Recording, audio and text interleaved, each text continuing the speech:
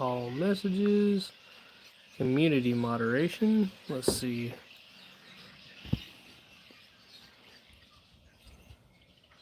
See, you got a lot more control vertical wise.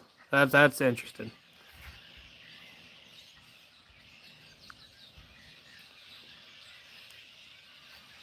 Hey, what's up, buddy? What's up, Spotty? Oh yeah, hey, what's up, buddy? No, it's been a long time, really. Yeah, dude. We finished up that job in Mississippi, so we're just waiting on the mills artificially lowered the prices so they can catch up. They've been slammed. Like I said, people have been sitting on for at least 2 years worth of scrap. So the second the prices come up, everybody sold. So so yeah, they've been absolutely hammered. So they artificially dropped the prices by like 25 a ton, which is a shit ton of money. So yeah, ain't nobody selling right now. So yeah, everybody's holding off on their cars. But they're working two deals. One's possibly in Mississippi. The other one, I don't know where it's at. They didn't tell me. But we'll find out hopefully soon. Fair enough. It was just at the scrapyard here locally, and they are shutting down as they lost their insurance. No, freaking insurance will shut them down. Ain't that crazy? That's nuts.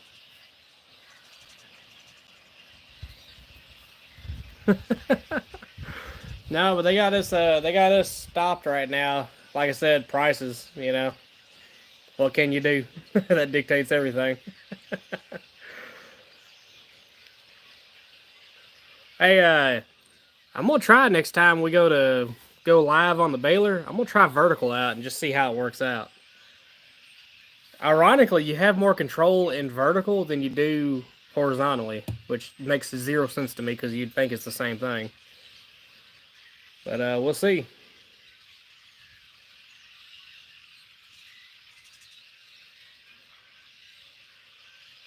One thing I like about going horizontally, you know, as far as live goes on the baler, would be you get a wider view versus just a more up and down view. Yeah, it sucks, but I picked up a 12 Acadia Denali for cheap though, since they're selling everything. Hell yeah! Hey, it worked out in the end, didn't it?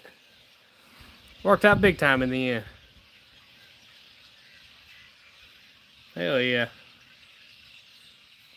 My two lazy dogs right here.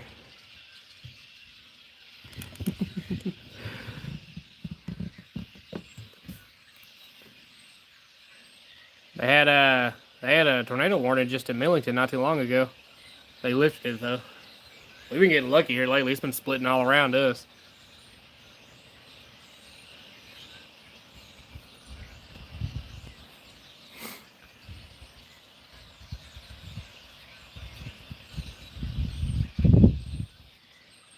Yep. Yep. We have been getting real lucky, dude.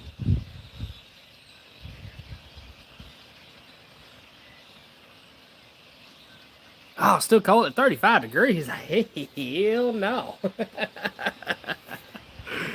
Uh-uh.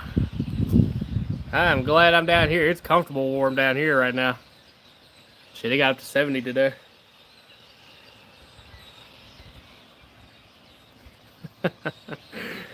Yeah, buddy. I'm happy for this warm weather. I can't wait for it to hit you either.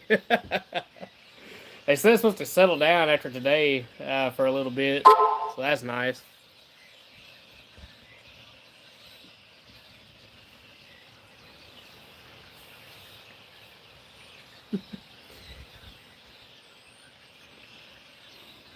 I swear, dude. I swear. Hey, weren't you in Canada? From what I remember.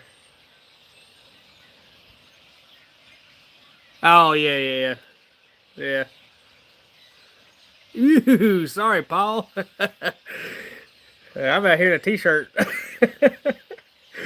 Man, I'm trying to send warm weather y'all's way. See, look, I'm trying.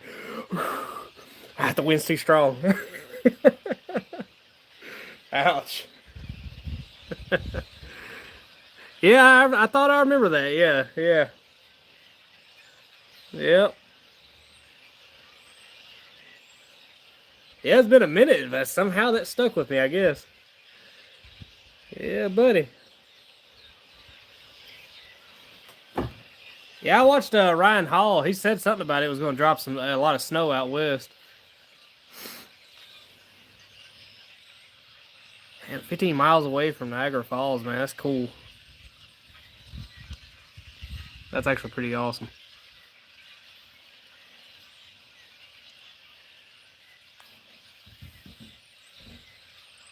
Yep.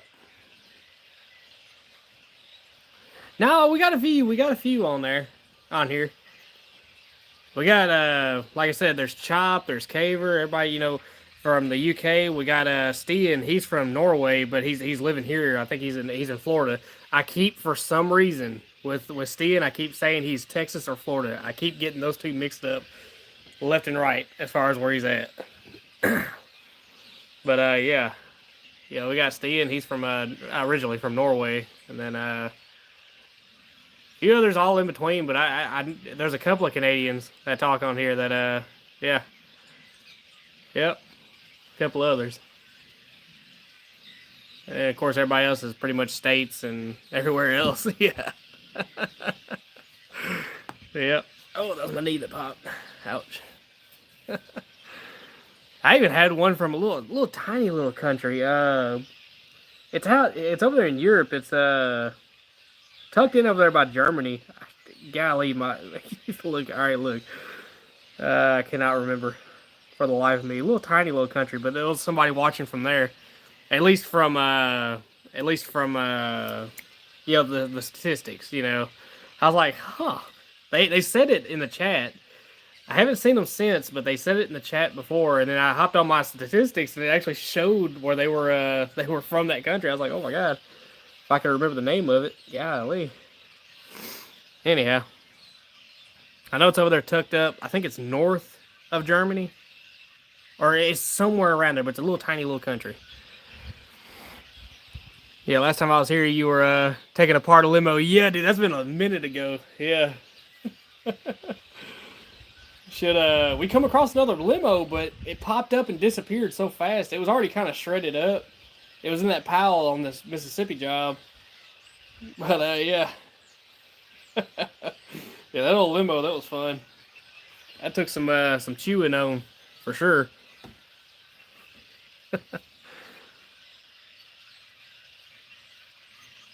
Yep.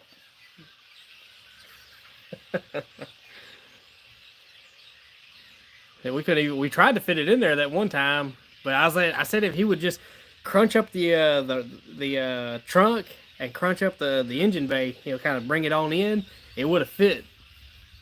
Ooh, I hear thunder.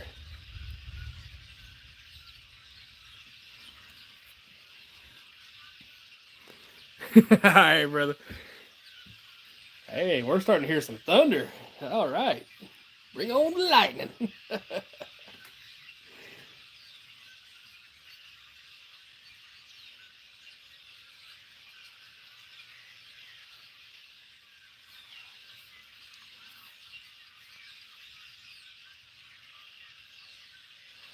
Oh shit! Has anybody? So they just released that sixth generation fighter. That shit's crazy, dude. That shit is crazy. They say it don't even fly alone; it flies surrounded by drones.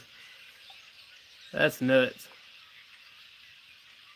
Of course, they won't really show the full thing. I think I saw like the concept art of it, what it looks like, but all they would show was the front of it. But that's pretty awesome.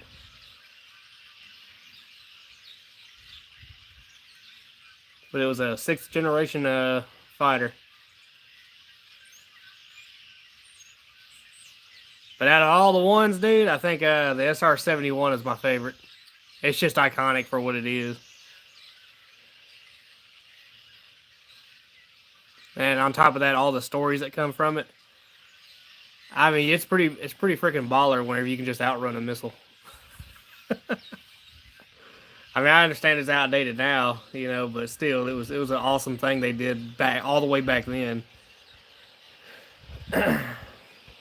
Yeah, buddy, that was an awesome thing they did.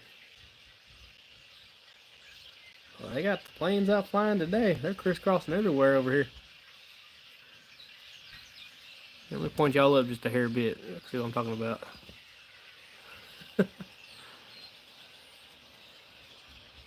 don't know if y'all can see that one. Yeah, I know y'all can see the one in the middle of the screen, but there's another one like back, what?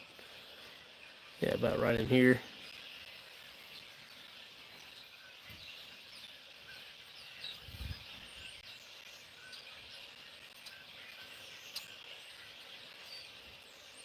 I've never been on a commercial plane. I think it'd be pretty awesome flying over top one of these storms, though. I think it'd be terrifying to ride that one that actually fly through the hurricanes and shit like that.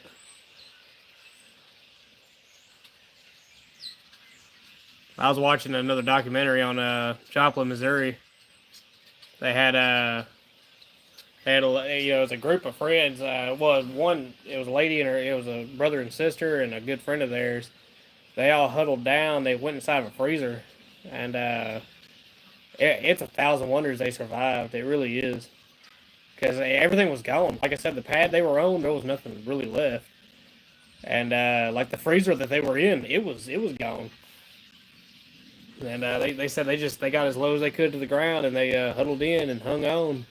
And she said that it was so violent, we was just getting pelted left and right. She said all of a sudden it stopped. It was calm. There was blue sky, and she said she looked up and she saw just blue sky, and it was crazy as hell. Like she couldn't understand it. And then she realized she was in the eye of the tornado, and that's nuts. That's how massive that tornado was that hit Joplin. It was that big. And the bad part was they were outrunning. They were trying to outrun the tornado, and they ended up pretty much losing that battle. So they jumped out and they ran into like a little diner, and they run inside the freezer. And yeah, 1,000 wonders they survived, because when she went back to the spot that was completely destroyed, it just wasn't nothing there. She said this is where we were standing whenever it finally stopped, and they was able to move. She said we just jumped down off this. I mean, this was all walls, freezer, the whole night, and it was all gone. What's up, Stan? All right, how do you like the vertical so far? It gives me more control with the vertical, by the way, which is nuts. Oh, and check out who it is. Old Spotting's here. We hadn't heard from him since the limo job.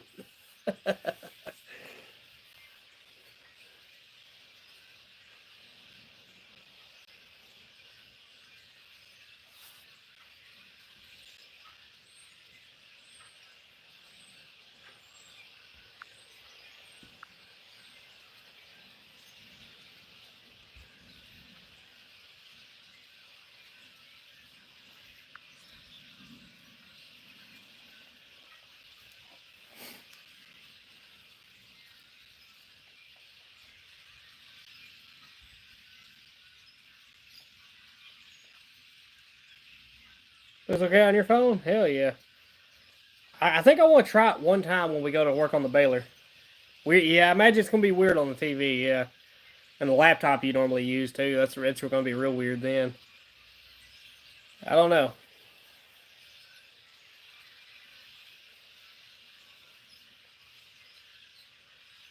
But it does give a lot more control, which is just mind-boggling to me. Let's see, what does this do? Start a poll. See, I can start a poll on here. Let's see. Community moderation. And then when I click on you, let's see. Looks like a couple more things I could do here. Yeah. Channel activity. Let's see. Remove a standard. Yeah, I'm not going to do that. Put user in timeout. Yeah, we ain't doing that. Oh, yeah. Oh, and the chat stays up, too. So, yeah, I ain't got to keep scrolling up to pull it up. It don't disappear. It just stays up. So, that's nice.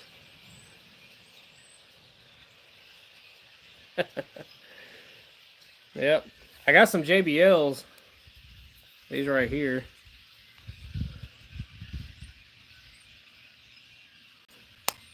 But, I don't know.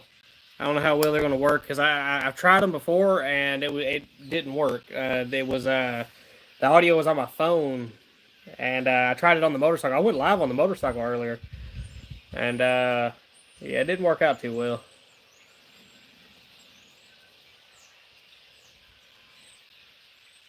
Oh, and we got a couple of lazy dogs.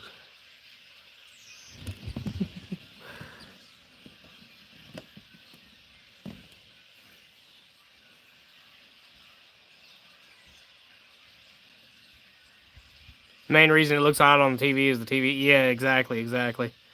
Yep. Yeah, is that's yeah. Yep. Oh crap, that was on a motorcycle. Yeah, yeah. I went live from the motorcycle. Oh, I saw that, but the phone beeped saying you went live 37 minutes earlier. By the time I checked on it, it was too late. Live stream over. Yeah, dude. Sorry about that, dude. It didn't work out anyways. You really didn't miss much. I was trying the earbuds out, and I went back and listened to it. You couldn't hear a word I said. It was all just recording off the microphone on the phone, which obviously all you heard was. And on top of that, the vibration was so awful, man. Like I said, it's a 650. You know, it's a 650 single cylinder. It's a big thumper. The darn thing vibrates to all hell. You know, I was actually kind of worried about my phone damaging the camera because that's a real concern on a single cylinder. I really am thinking about, if we're going to be doing any kind of live streams off of motorcycles or anything, I might trade in the Rebel and the, I don't know. My KLR 650 is a really good utility bike, man. It's a hell of a workhorse of a motorcycle, and I actually enjoy riding it. But my CRF 300L, I really don't pay it the attention, especially after it got laid over, on on the porch. The KLR fell into it, and it fell into that engine. But so I'm thinking about I'll fix the CRF. It's just plastics, and which honestly gives me an idea because I could just change the color scheme up a bit because that would be kind of good to get away from the red and the white, which is classic Honda. And the seat, I could put a nicer seat on it too. But the under thing, the under where the blinker housing and all that is, dude, that shit's gonna be hard to find. Either I'll go back stock, or if there's any kit that eliminates it, I'll do that. Let's see. I haven't seen a helmet with a microphone in it. When I take phone calls, people legit cannot tell I'm on a motorcycle. Yeah, no kidding, dude. So I was hoping the earbuds I got would pick it up because normally my other ones, the ones I lost accidentally, the ones I've been using for the baler this whole time, you can actually hear, you could hear me talking, from from the helmet. But it would be nice to have one that puts the mic with one of those, like a lapel type mic, but with one of the fuzzy deals on it, to keep the wind noise down. It would be nice to have that. So yes, Cena would probably be the way to go. If it works with YouTube, which it should. If it's Bluetooth, it should. But my motorcycles are a larger displacement and vibrate. Exactly, yeah. Yep. Yeah. So what's this spot we're in? Looks idyllic. Let's see. I have an older microphone kit for an old helmet. It's standard Bluetooth. Don't see why YouTube wouldn't work with it. Yeah, that's right. Yeah, I figured with Bluetooth it should just work regardless. But no, this is my backyard. In my shed too. Yep. In my shed. I figured we'd watch these clouds go by.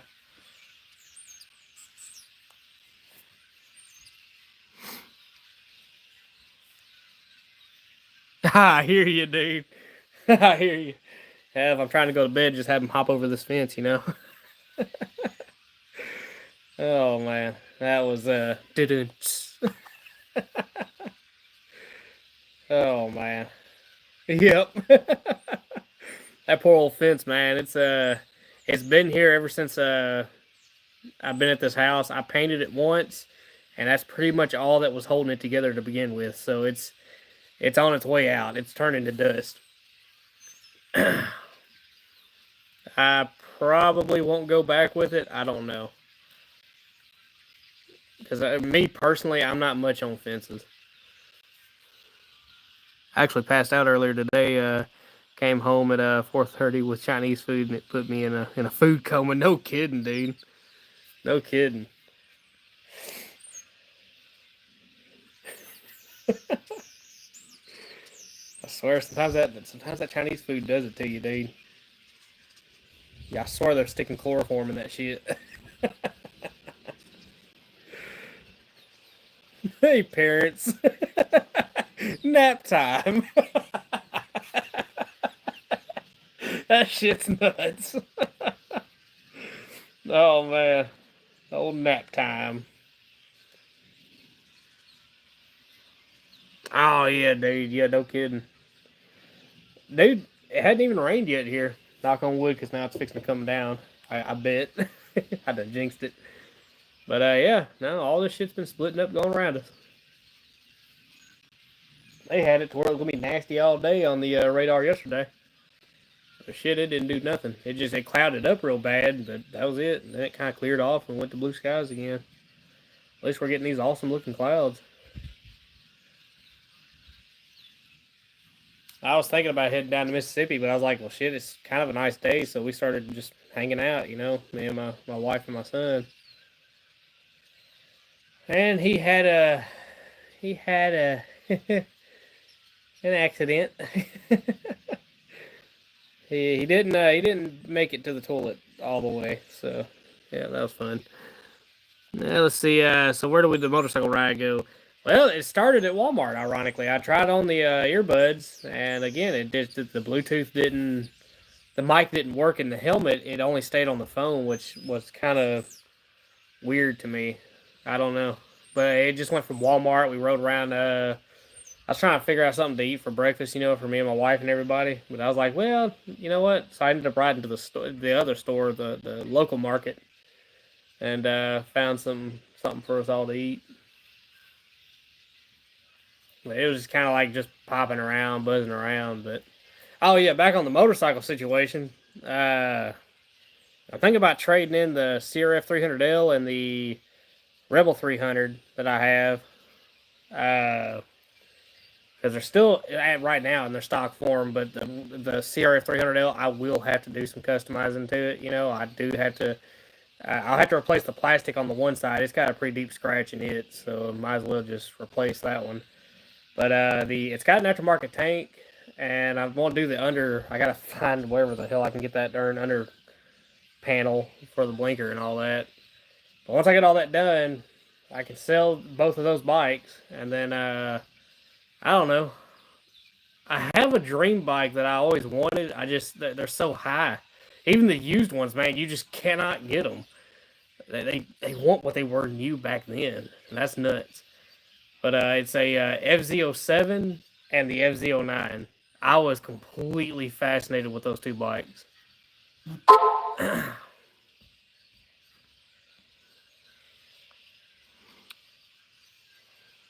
FJR 1300 until I finally got one.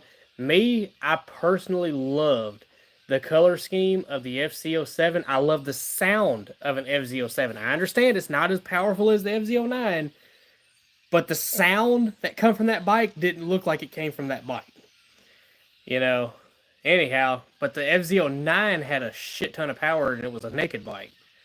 And I'll always love those things. Of course, I always say we got a favorite bike, but that's never really true because it always changes, because at first it was a CBR 1000 RR, the Restful edition. I loved that bike, was absolutely, totally fascinated with that bike. I actually went there to get one, and I happened upon the better deal, which was that Valkyrie, which was a GL 1800C, and it was a 2014 model, brand spanking new, sitting in the dealership, and you know what I don't get? That is such a freaking sharp bike. Turns heads everywhere I went. You could not ride without somebody asking a question about it, and it was a torque monster. But and I stuck some shorty exhaust on it, and it just sounds amazing, dude. But it just sounds different, dude. It's awesome. But I love that bike, and I do kind of regret selling it. But at the same time, it it's expensive dome. Let's just put it that way. When you get full coverage insurance and all that shit on it, dude, I tried every company, and like I said, I got a good driving record. Yeah, I understand. They don't know what I do. Sometimes I cut loose every now and then. But you know, any records of it? No. But yeah, dude, it was still high. But because it was a sport cruiser. But I do kind of miss that bike. But I don't know, dream bike wise, because the sharpest one I ever seen was the FZ07 from like 2016. I want to say. For sound, I have to admit I love the Harley potato potato potato. Oh, potato potato, yeah, type of thing. My Harley is fuel injected and doesn't quite have that, but it still sounds like a Harley. Yeah, insurance is nuts on anything resilient. Yeah, dude, if it has the word sport in the name, you can hang it up. For instance, the clearest example I can put out there, Dual Sports, they are notorious for this. My KLR 650, it's not a fast bike, you know, but the insurance is actually still kind of a little bit on the high side. But it's nowhere near as bad as the Valkyrie was, but it's still kind of high. But my CRF 300L and my Rebel 300, they have the exact same engine, identical drivetrain, no different there. But one's a dual sport and one's a cruiser. The Rebel 300 you can insure for nothing, The CRF 300L, it's about half just a little over half from what what I pay on the KLR.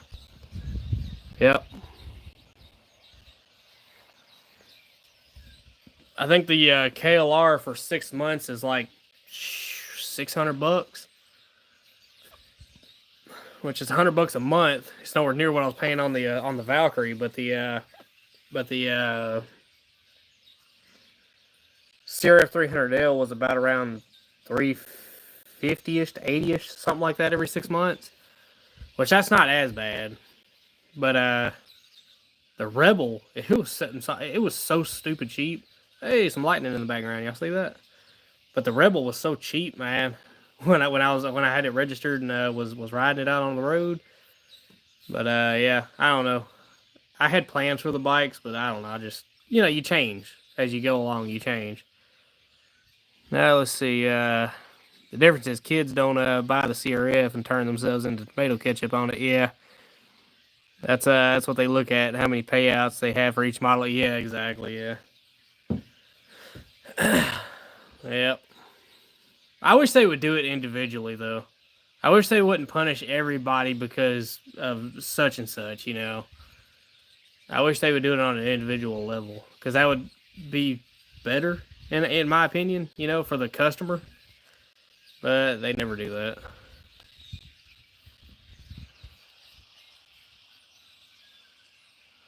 You do indeed. I used to mock Harleys. They were bikes for old people. Then I guess I became old people. No kidding. Yep.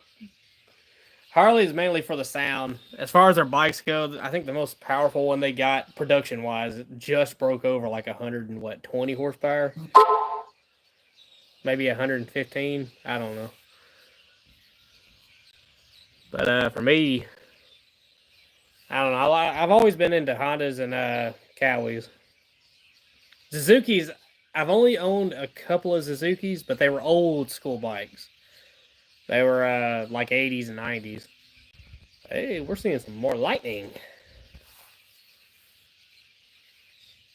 That's like yeah. If I was to own another bike, if I could get my hands on one, it would be a FZ07 or FZ09, and I think I'm more leaning towards the FZ09.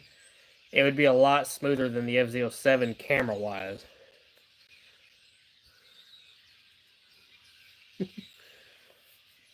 And then we can go out and get some good motorcycle riding footage and whatnot. Do some live stream.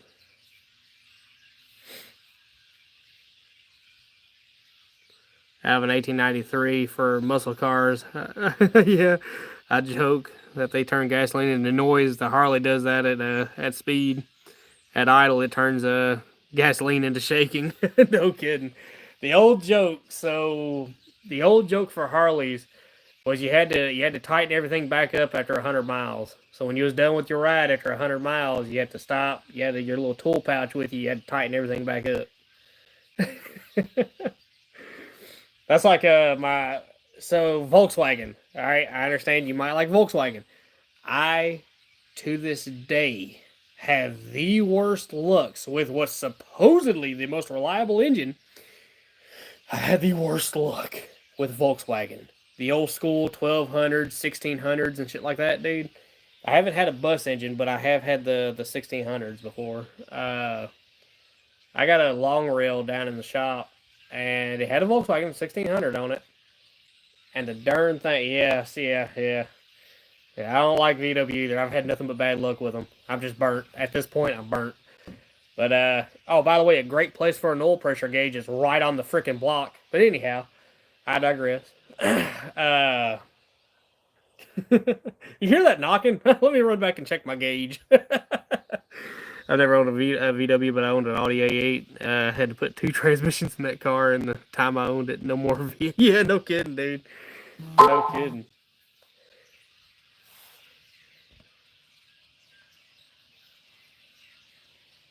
Oh, hold up 1 second.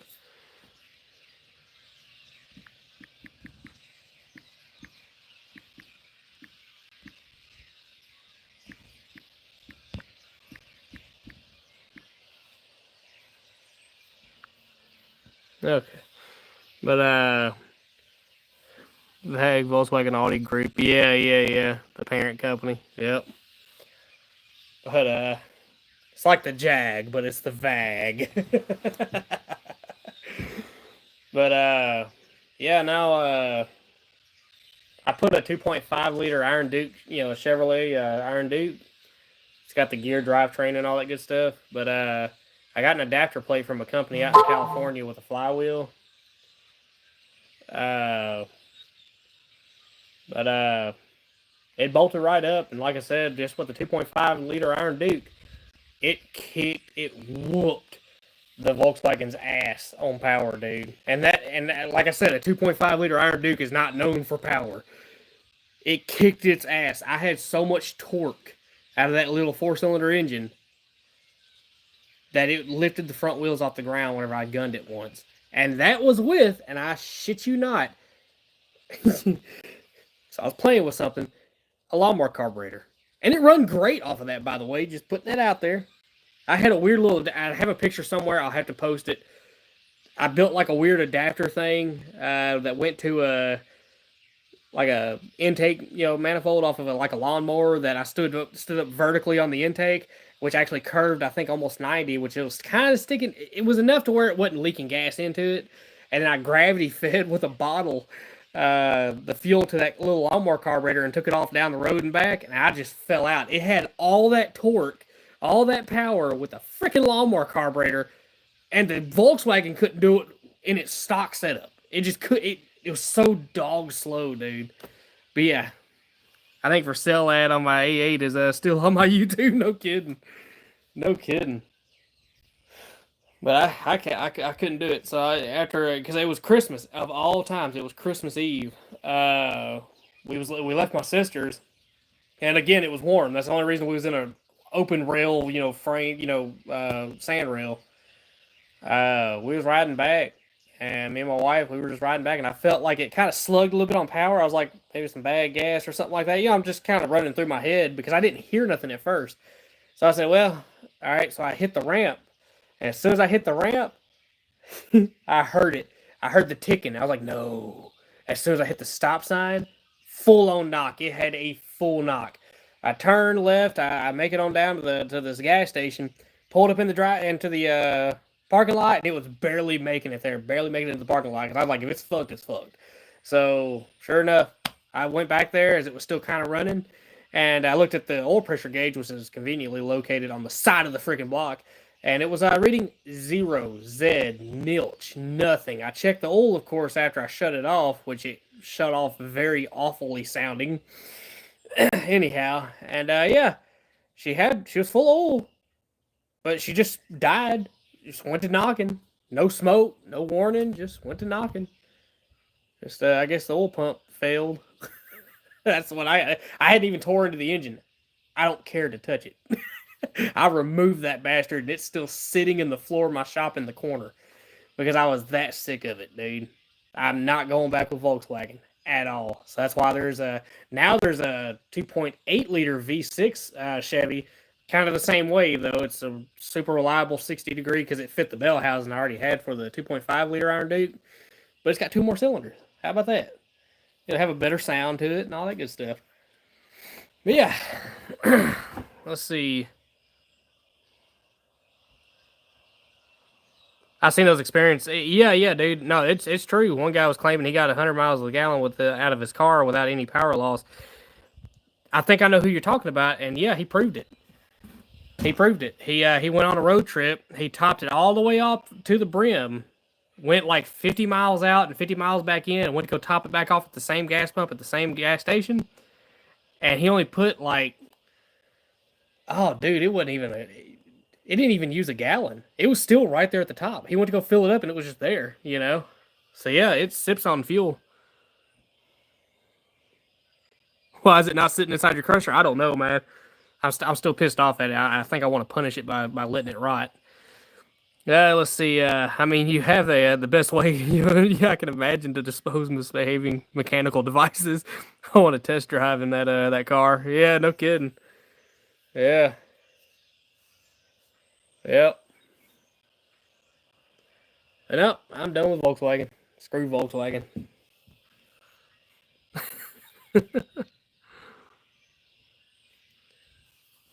I need to dig that sand rail back out of the shop. That thing was actually really fun to drive. It really was. You had to crawl down inside of it like a cockpit, but it's like a California rail. It's not like the normal trail rails you see around here. They're real short wheelbase, and they got that weird, like vertical windshield and over. This one right here is the whole swept back type design. It's really sharp. Turns heads everywhere you go. It's got like a little light whip on the top. It's got underglow all around it. It's real nice. My daily driver is a 2019 Lincoln Continental. That's right. Yep. Average is around 25. That's actually pretty good. That's pretty nice. 25 miles per gallon in a Lincoln Continental. That's not bad at all. But I remember. So this is a story way back in the day. It was a 454 car.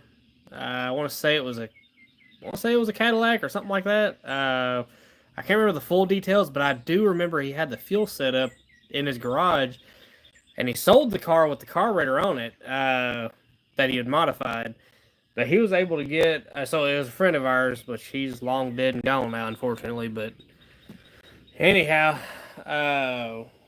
he modified his carburetor to sip on, like I'm talking sip on fuel.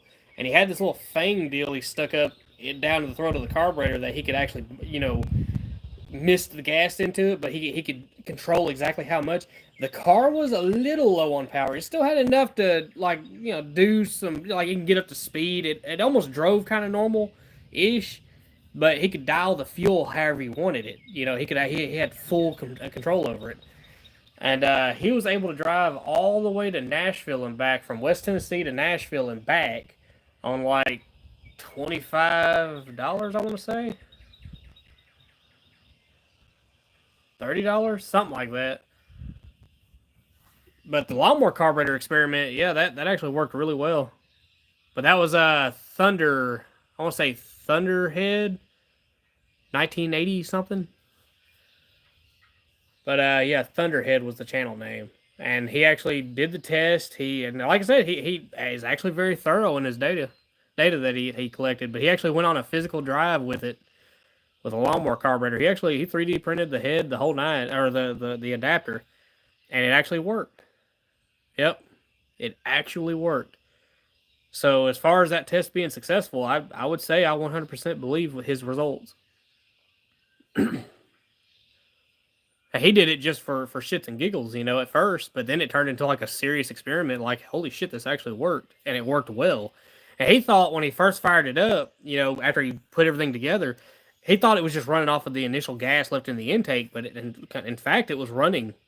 So he did a few other things to make it. He optimized it, and like I said, he took it on that road trip and he went 50 miles out and 50 miles back in, filled up this at the same gas station at the same pump to try to keep it consistent. And yeah, sure enough, because he had it topped all the way off to the brim. He's got an older style car, so he topped it off to the brim. And when he got back, he topped it back off, and it barely used like $1 to drive 100 miles. It was like $1, $2, maybe something like that. It's been a long time since I've seen it, but yeah. Oh yeah.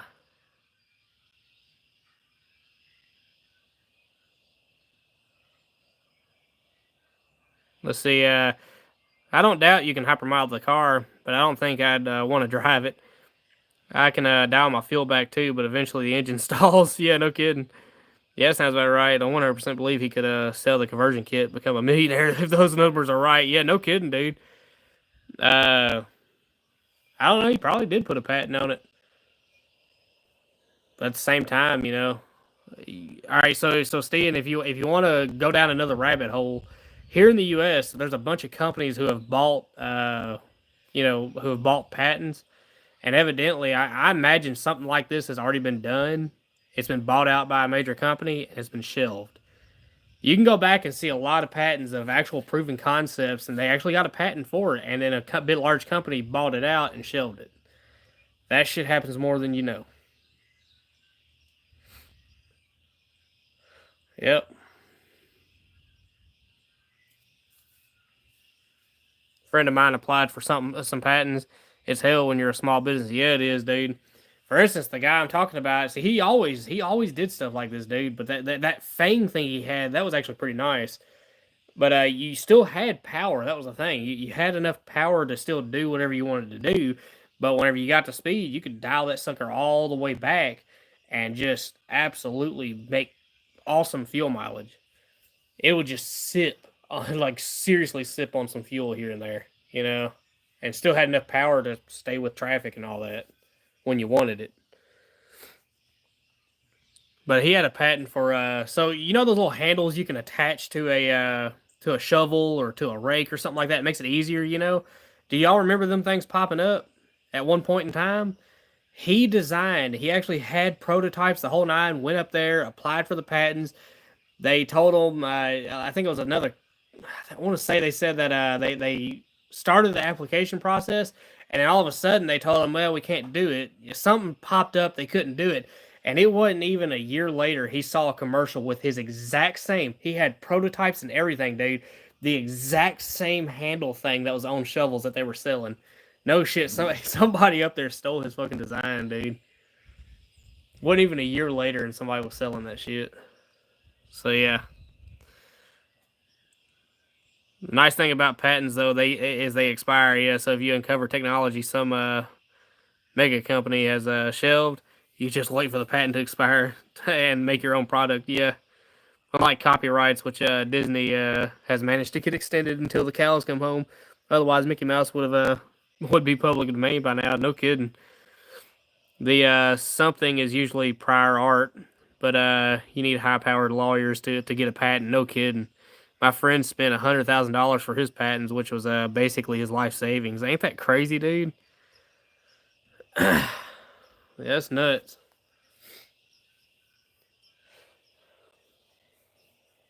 Yeah, that's nuts. Well, we're getting a lightning show. Conversation and a lightning show. How about that? Yeah, I've had some ideas I wanted to patent, but they're not worth that kind of money. No kidding, dude. No kidding. Yep.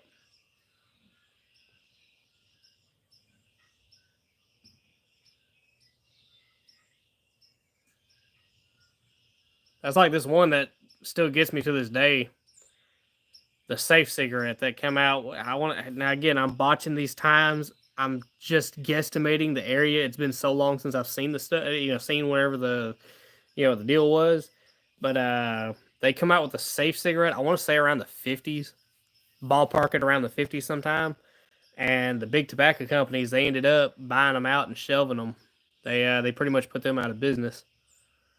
And yeah, nicotine just stayed, the main thing, addictive chemical that you know really fucks people up. As like right now, they're talking about limiting the amount of nicotine that are in cigarettes. But yeah, I just think people need to be a lot smarter about it. You know, I'm talking about the younger generation. You know, just why? Why would you even start that shit?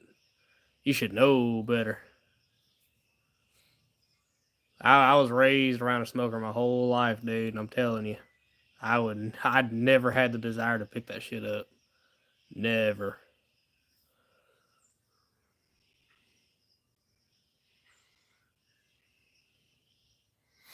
Let's see. How much prefer a lightning show on the lightning stream? The one here at home. We are the thunderstorm capital of the U.S. down here. No kidding, dude. If you don't like the weather, wait a minute. Usually, when I see lightning, it means the lights are going to start flickering. No kidding. Well, now we're getting that under control, and instead of they're going for pot and vapes. Yep. People just want drugs. Kids are dumb. Yeah, dude. I have asthma, and I've never understood why people with healthy lungs would deliberately destroy them. No kidding, dude. I feel bad, you know, at the same time because, like I said, my father, I can't really blame him too much because obviously back whenever he was young, you know, it was like candy. You know, it just was something everybody did. Again, he's from the '50s. You know, that's just something like it wasn't thought of. And on top of that, back whenever he was smoking cigarettes, they didn't have nicotine. You know, they didn't have or as much nicotine in them. You could drop a cigarette, you know, anytime you wanted to. You could just stop smoking and that'd be no problem. But then they just upped the amount of nicotine that was in them, and of course it became more addictive. And now you can't put them down. And he's been smoking his whole life, his whole life. And you know, he says he hates the habit. He's afraid to quit at this point. He said because everybody he's ever known that quits, you know, he's known that has quit, they all got cancer. You know, but he says I'm at a point now to where I'm just gonna smoke. You know, he says, "Damn all that, I'm just gonna smoke." Which you know, hey, you know, I agree with him. You know, that's him. But I kind of wished I hadn't have been, you know, raised around it as much. Cause man, I'm telling you, dude, I was raised in a hot box. Let's get over here where all this lightning is. Yeah, seeing back then, yeah, he like I said, nobody knew. But I just find it stupid when I see somebody young smoking. For instance, like my sister in law, I guess, my wife's sister. Uh, she smokes. You know, she's been smoking since she was 17, and I got her to quit one time. She quit for about a year, but she got back with a boy that is roughly the same age as her, and he chain smokes. And now she's back smoking. And I told her, I said, that's the dumbest shit you could have ever done. Was start back up smoking. You know, after you kicked it the first time, you got lucky the first time, and now I listen to her every morning when she's here, absolutely coughing like an old woman cough, dude. Just awful every freaking morning, dude. The shit'll wake you up. It's that rough. Just coughing her lungs out already, and she ain't even 22 now. Back then, they didn't know the risk because big tobacco. Yeah, exactly, exactly. I think he has cause and effects backwards. Yeah, because of my asthma, my mom would go outside, but I still hated that she smoked. When I was a kid, my dad smoked too, but he managed to quit. Yeah, my ex sister in law smoked for a long time too, but finally quit when she got pregnant. It's good for chain smokers. It destroys their voice too. Yeah, dude. See, and he's a chain smoker all the way. He's a chain smoker. I love him half to death, man, but he chain smokes something like a freight train, pretty much. Yeah, that's where they get the name from.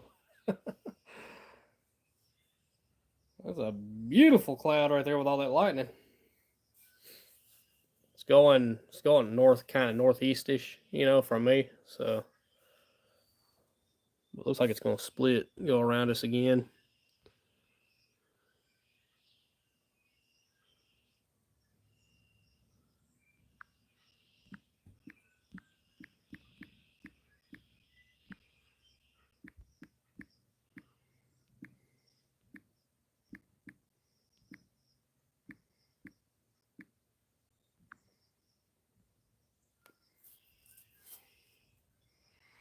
Yeah, it is.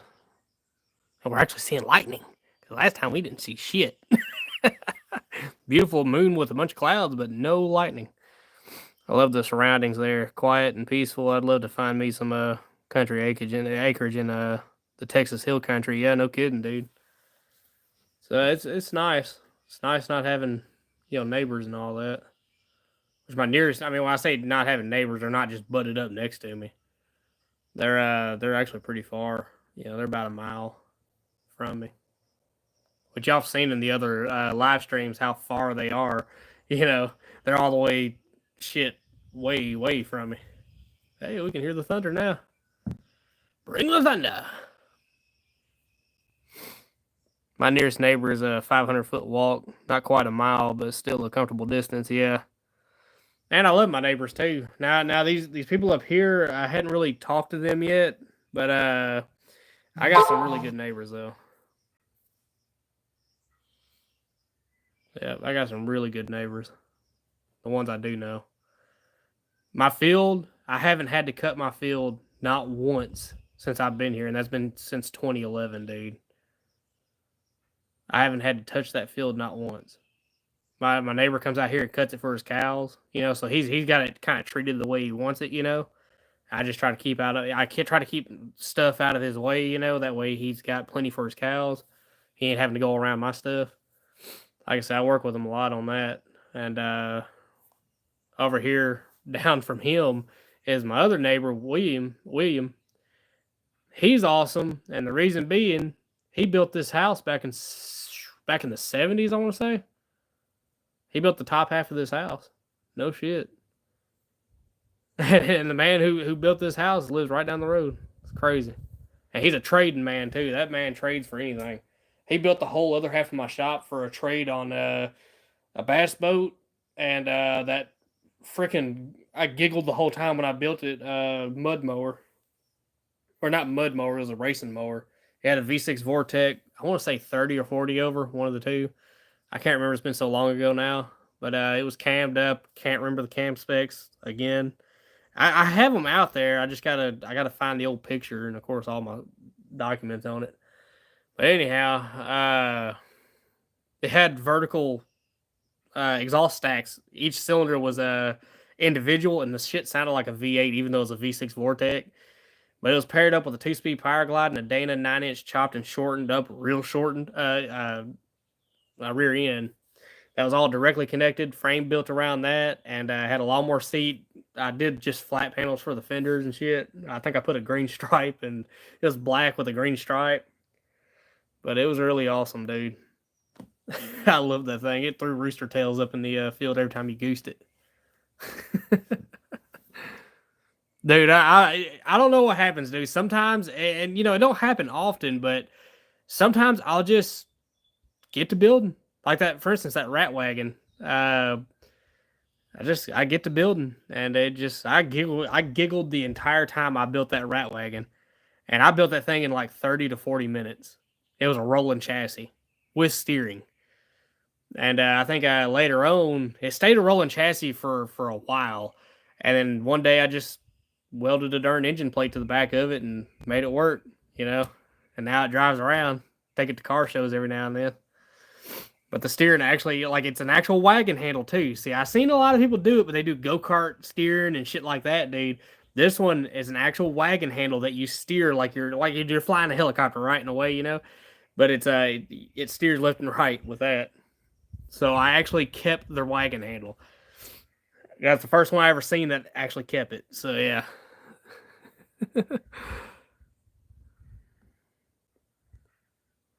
Plus, I have nice neighbors. I'd want to be out on the tractor. Oh yeah. If I had your situation, I'd tell the neighbor, you can have the hay, but I want to cut it. Can I borrow your tractor? No. Yeah, he's got a routine that he normally goes by. I can build computers, but I grow 10 thumbs if I try to work on an engine. No kidding. Oh shit! Ow. Did you see the Jesse James trike that he built out of a Peterbilt 359? Yeah, yeah, that big ass trike. Yeah, dude, with the it was like a full on semi truck trike. Yeah, I seen that one. That shit was wild too. Hats off to him because that took some serious skill right there. I think I'm gonna follow that best I can so we can kind of watch the lightning and all that good stuff.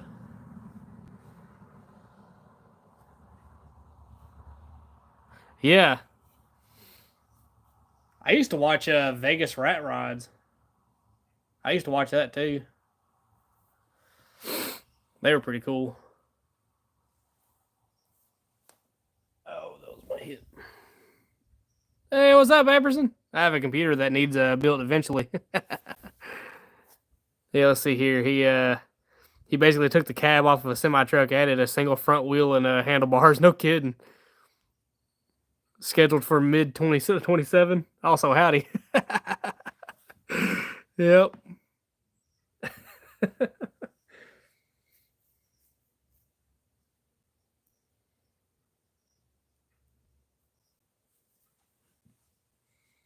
Oh, that's gonna be over somebody up there. That's probably gonna hit Tiptonville. I want to say. Yeah. Feel bad for them people that are going underneath that thing. It's a big old thunderhead. It'll probably be then or after before I can get the money. Oh, so it doesn't just need to be built; it needs to be purchased. Yeah, no kidding.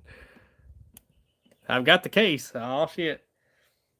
It all starts with money, pretty much. There was gonna be a song, but yep, nope.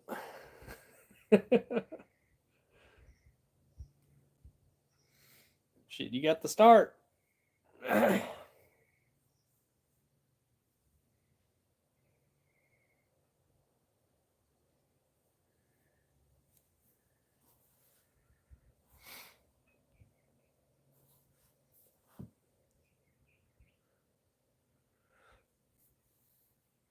There's still blue skies over us.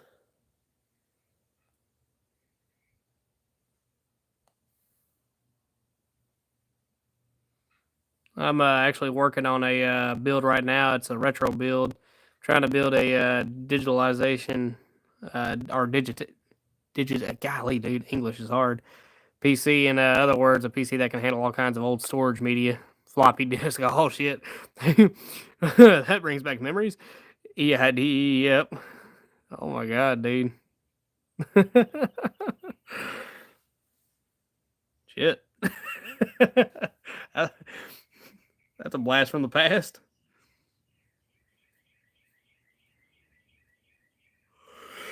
You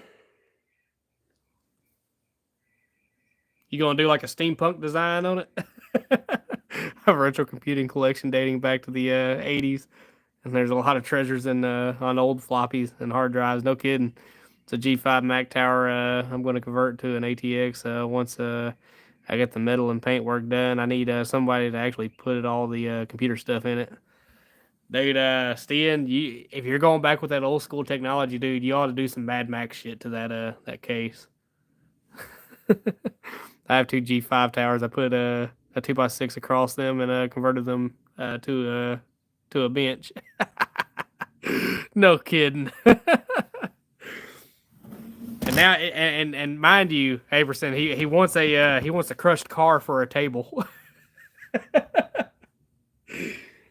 He wants me to 3,000 psi a car in all directions and turn it into a table.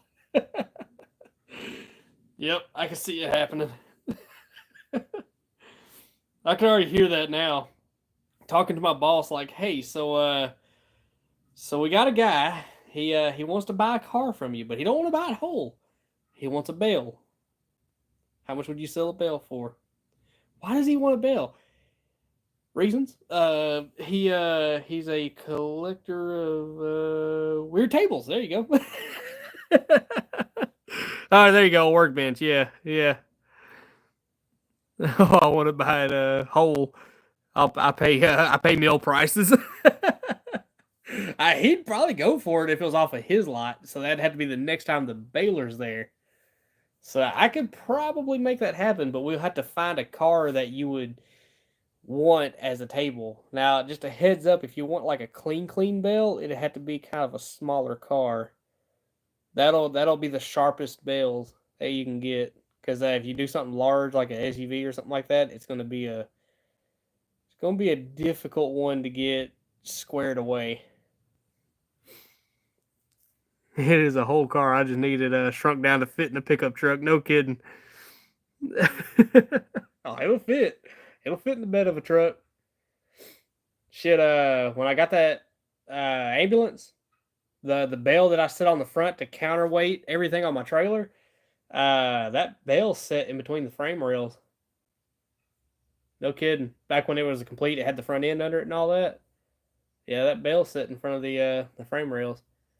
And popping that front end off that ambulance actually reduced a lot of weight. I didn't realize just how heavy that front end was. It was stout. It's complete, just reconfigured. No kidding. Oh man.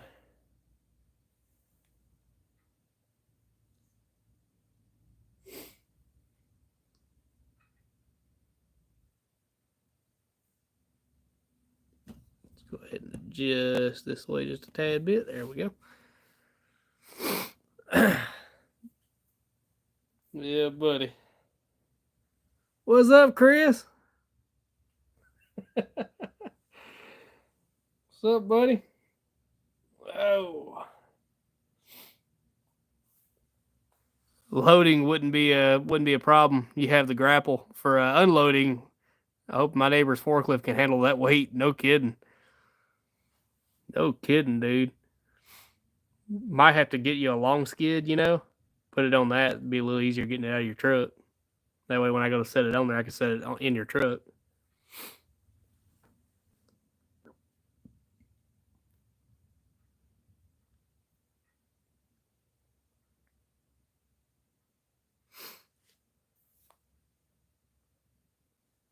We'll have to string your tags around it. Holy shit, that's actually a great idea. You don't think a standard pallet would hold it? Yeah, I think it would actually. With the weight being distributed out and being flat like it is, a pallet would hold it. Oh yeah, I've seen pallets hold a shit ton of weight before. No kidding. True story.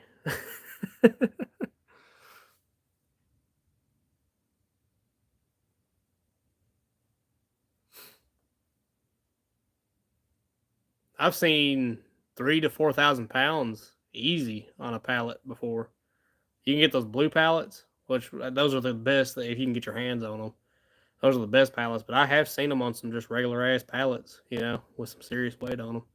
On average, the ones that we use, they have anywhere from 1,500 to 2,500 pounds on them.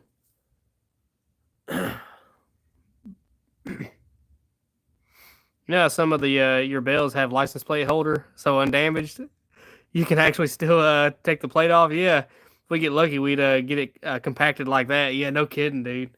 We'll have to try for a few. You have to pick the one you want out, the best, and then we'll take and rotate it around, and we'll get it squared off as best we can. It's still going to have like a slight slope to it, so you'll have to address that. But I don't know. I'll try to. Sometimes you can get a perfect bale though. It's all squared away even. But we'll have to flip it around, upside down, the whole nine. Just try to make it right.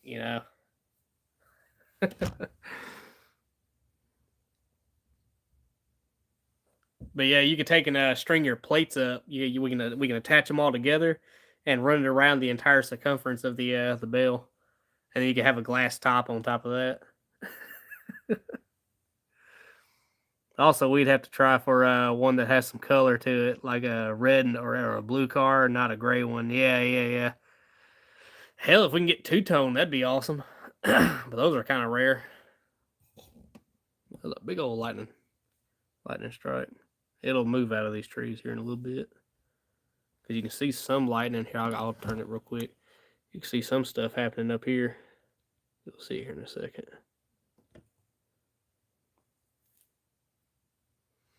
Well, hell, I was just looking at it, and hell, when I turned my camera over there, it disappeared. Oh, now you ain't gonna do it.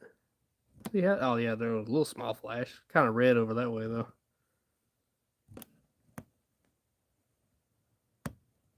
Put y'all back right here. Oh yeah, use 2 cars. I hear you.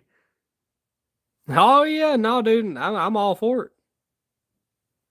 It sucks you gotta buy it for what the mill pays for it, but yeah, I'm all for it. But that'd be a lot of scrap metal. Oh yeah.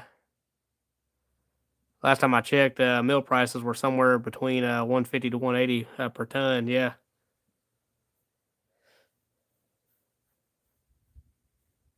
Yep.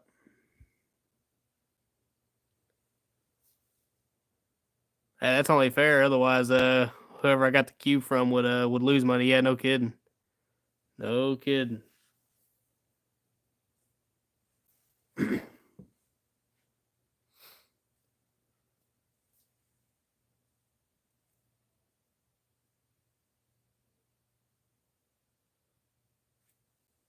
Get that view a little level. Loosen this up. Do that. There we. Nope. Never mind.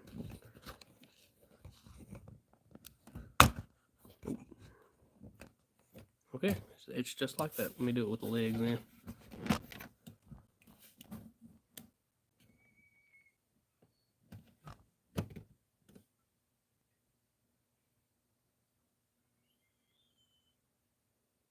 Oh, I heard a door swing open.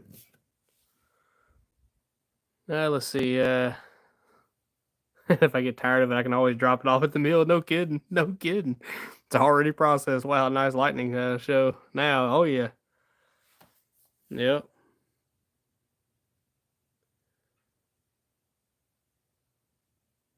Yeah, that would be true. You know, you could always get your money back out of it.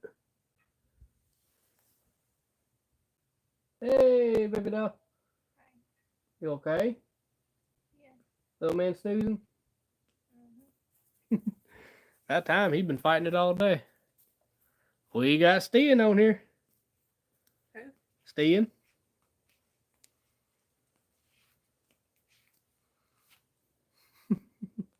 I'm trying vertical out now. We're watching this lightning as it goes by. You okay? Mm-hmm. Yeah, I was fixing to do the meatloaf. No, it's already after 7. Oh, yeah.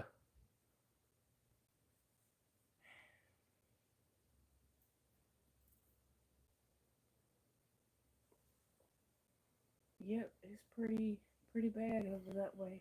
Oh, yeah. Oh, we And watched down this. in This right here is a massive thunderhead. It's putting on a great light show. Mississippi It getting is. hit, and Memphis, part of Memphis, Yep. part over there was getting hit too. Oh, we got lucky. It's going all around us. Mhm. We've been getting so lucky here lately. I know. Because some of them real bad storms that were dropping tornadoes left and right, just that was all just right there. You know, that shit was just shooting north. Yeah.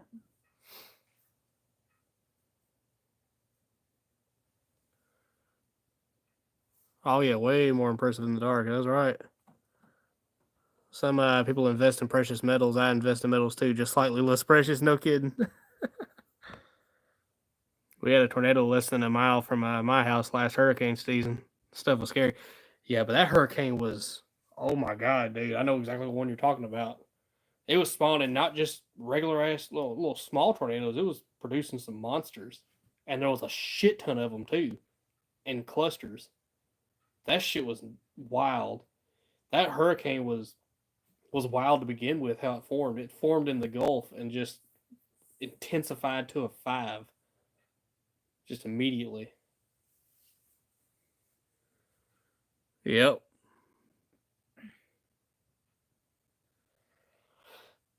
Not only were you getting hit with hurricane shit, you was getting hit with tornadoes too. That's the worst part, you know.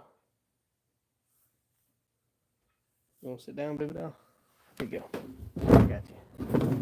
It's chilly. Is it chilly? Cat in here. Mm-hmm. I didn't see him when he come in. I did. He was going, meow. Oh. He came in the house, and Darren Butt went upstairs. Just a meowing. Miss Crusher is here. Let's see. Yeah, I'm on the east coast of Florida, so we were right on the edge of that crap, but it sure threw us some surprise tornadoes. No kidding. Girl. What's up, Aperson? I hauled some scrap yesterday. Got $30.08. Ouch. I remember I told you about my large shop. Someone up the street had one like that collapsed by a tornado, literally walking distance from here. Ouch. Ouch, ouch, ouch. Yeah, dude. Neighbor, he caught it on camera, on his porch camera. It was that one that come in between us. Remember that night we left? When it got so bad, it got like real bad. We grabbed all the dogs and we jumped inside the car and run over. I remember that. Yep, run over to Dyersburg. We even caught that tornado. It was right over here. Remember Mr. Gooch's cows and all that was over here in the field, dead? Oh, I didn't know that. When we went down there and helped them out. Well, that was me. Yeah. Sorry about that. But it knocked trees down, killed a couple of cows, and it mainly just damaged, just open area. It didn't hit no houses or nothing. That sounds like rain. Oh, it's those trees over there. Wind blowing. It's clear over us. Shit, we got blue skies when we're sitting here watching a lightning storm. Here, let me adjust the camera a little bit. There we go. Let's see. I have some scrap sitting in the garage. Been thinking about taking it down to that YouTuber in Miami. Yeah, that's right. That's right. Rico Joe Metals. I checked them out, by the way. But that was my main baler entertainment before I found your channel. But they mainly bale scrap. They rarely do cars. Yeah. It's like it's just the opposite with us. We mainly do cars. We rarely do just loose scrap. Towards the end of the job, you'll get some loose stuff, but that's about it. And of course, the aluminum bales. Well, speaking of which, I got work tomorrow. No, because it's the mundane shit. And they don't do a live stream. Oh, yeah, that's right. That's right. Yeah, they don't do live stream.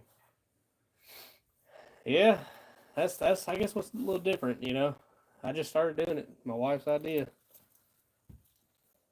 And like I said, when you gave me the idea, I found that phone mount in that car brand spanking new in the box. And yeah, that was the sign. I tried it with the GoPro at first. It just didn't work. It just doesn't work because when you're sitting there talking to nothing and nobody, it's weird. There's nobody. But when you live stream, you got conversations rolling, Let's see, the live stream is more fun, but yeah, exactly. Yeah, I get to actually talk to everybody and interact, and it's cool,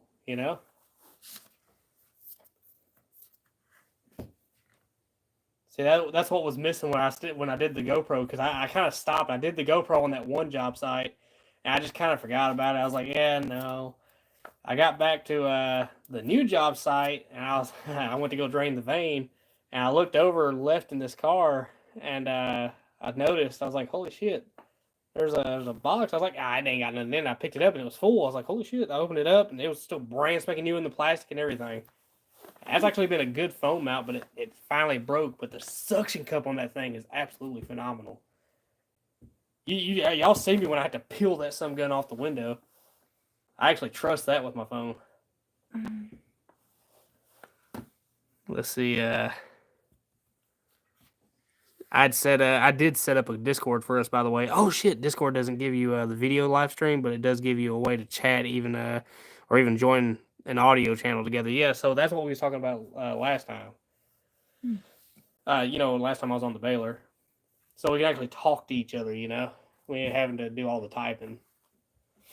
Saves them some finger strength. That would be cool though. So Ash's birthday is coming. Yep. Be doing Easter weekend before her birthday. They'll most likely want to do Easter over there, Over. over her house. Oh yeah, we already talked about it. Oh yeah. We had a whole conversation. Yep. We already have a plan. I still had to get my little plan together, so whenever we go over there, I kind of let her know what I'm gonna do. Yeah. Mm-hmm. I love you. Hey, dude, you don't even know what I'm gonna do. What are you gonna do? Nothing. Oh, I'll get it out of you one way or another. Oh yeah. Teach you to talk back to me. Shut. I'm sorry. I'm bald. Take it easy. Mm-hmm. Hey man, take it easy. I'm just a panda. Mm-hmm. All right. I don't mind doing the typing, but I notice I tend to dominate the chat. No kidding, dude. No, you're good. So I try to hold back. No, hell, just let it loose, man. Let it loose. The conversation rolls on. At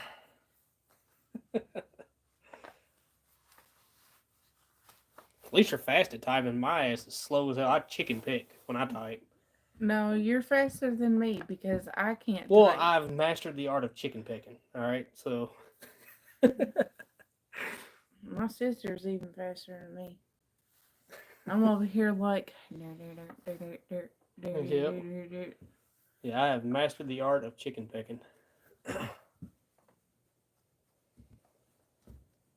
They say I have the fastest pecker. You better stop it.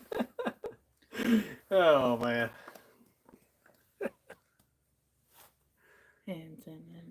No. He's probably sitting back like, yeah, this conversation got weird.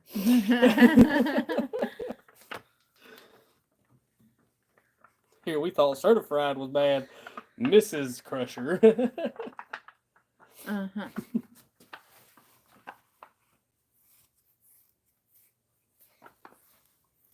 Let's see, make sure this is still centered up on screen. There we go. Got her back centered. Oh. I can't even scratch my own foot. Mm. My skin is too thick from nails. Ew. Hear that? Yeah. That's thick skin right there. Ouch. Yep. Can't even scratch it.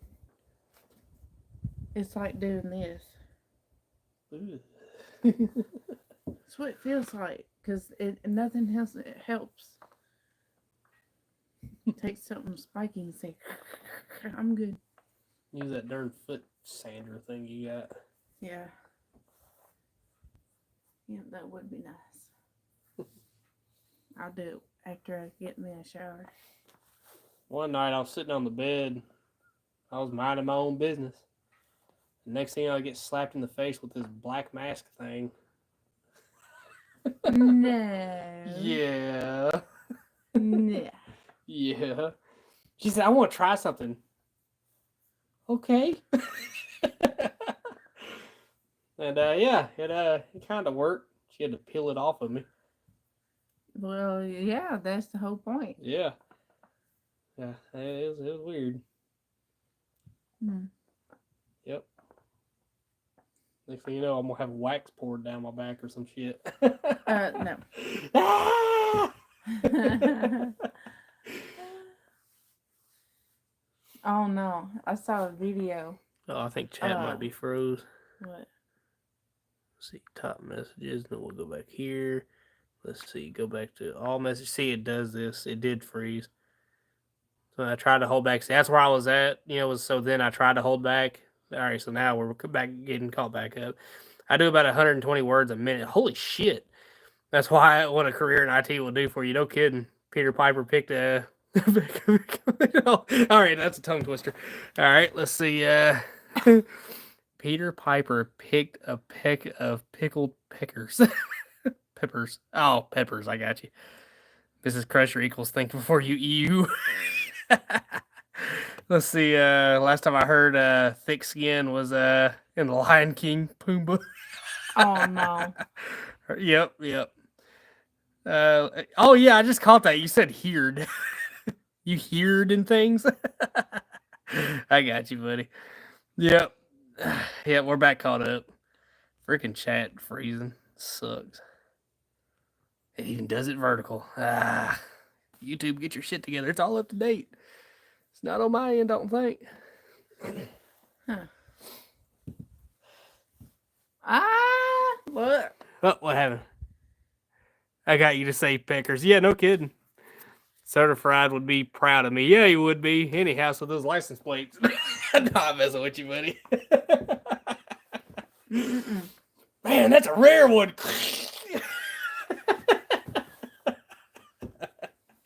No, I wouldn't do that to you. Yeah, he would be. He'd be real proud. Although I did beat you to the punch, though. I did say pecker first. Remember, I said, I'm a fast chicken pecker. You know, some would say I got the fastest pecker in town. Hold up. Wait a minute. Uh-huh. Oh, man. Yep. Old certified. He turned out really good, though. Kind of glad we all met him. Because, you know, when he first started off, it's kind of like the other guy in a way. It wasn't nowhere near as bad. But the other guy was kind of like, you know, he just kept on, you know. But Certified kind of started that way, just a hair bit. But he, like I said, he turned out to be a cool dude. Real cool dude. You did. You also said Mrs. Crusher was worse than Certified. And we got some examples of that last night. Yeah, that's right. Monkey slapper. Hey, Oh No. man, Certified was just messing around. Oh yeah, the other guy was deranged. That other guy was deranged as hell. But Certified, he was cool as hell about it. You know, it was like everybody was kind of like just shaking it up, a little bit, trying everything out, But like I said, just cool dude altogether. Like I said, we got some really cool people on here, dude.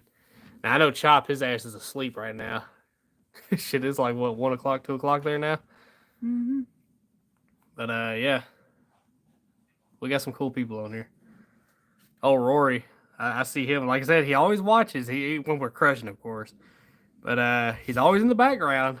But he'll pop up every now and then in the chat. So when you do see him, it's like, hey. I made him a moderator just simply because he was the first one to give me a break. Because I think I streamed for like a day or two prior to that, and I didn't have nobody. Like you'd see a bunch of like people pop on, pop off again. It stayed zero most of the time. But then Rory come up, and he actually talked to me, man. We talked a lot of the day. It was pretty cool. So I said, dude, I got you. I remember you. I said, wherever this goes, I got my closed, my close friends on here.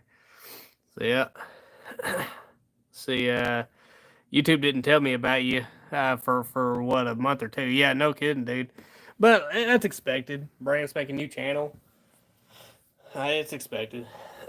Which, I mean, the channel's not new. It's just me doing this content like this is new. I had content prior to that, and I actually had probably about, I want to say, hell, I can't remember now. I want to say it was 100 and something, maybe 200 subscribers, and that was just off of the funny shorts and the like the little bits of videos I had on there here and there. It wasn't even nothing related to what I do at work. But yeah, started doing that, and my wife, it was a really great idea, Mm-hmm. Because I seriously, I'd never thought about it. I just, work with work. And I guess in a way, it's kind of good we did that weird thing where we was pre-crushing cars because we had time. So I had time to kind of work with it a little bit, try some things out. So, yeah. Now we got the ambulance and all that stuff, So, I mean, it's pretty cool. I think it turned out to be pretty awesome. I'm gonna have to check on the little one. Alrighty, baby now. See, I've watched a few of your old videos, but shorts aren't really my favorite format. Yeah, no kidding, dude. I would just record like just random shit at work, here and there, I don't know why, but I enjoy car crushing and demolition videos, powerful machines and all that. Yeah, dude. Yeah, it's definitely fun. You get to that. Like I said, that was the best title I could have come up with. I destroy shit for a living. Yep. I think one day when I might go live when I'm mechanicing on something, and I'll do the title as I fix shit for a living. Oh man, Mm-mm. he who createth can destroyeth. Oh man, yep.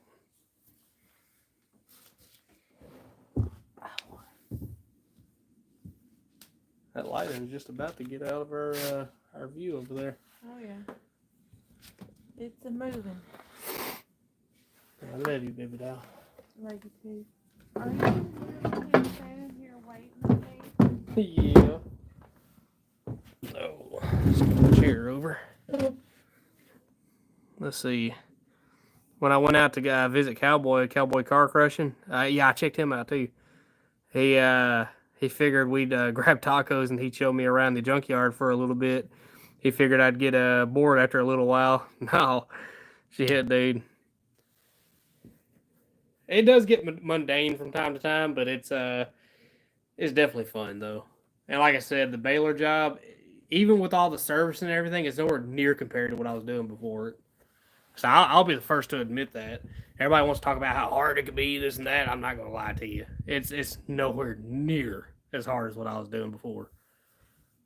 It's actually funny. I get paid less doing the harder shit, the mechanicing and all that, than I do actually running the car crusher. To him, that's his everyday job. He doesn't get to get what's so fascinating to people, but to me, it's exotic and exciting. Yeah, no kidding, dude. No kidding.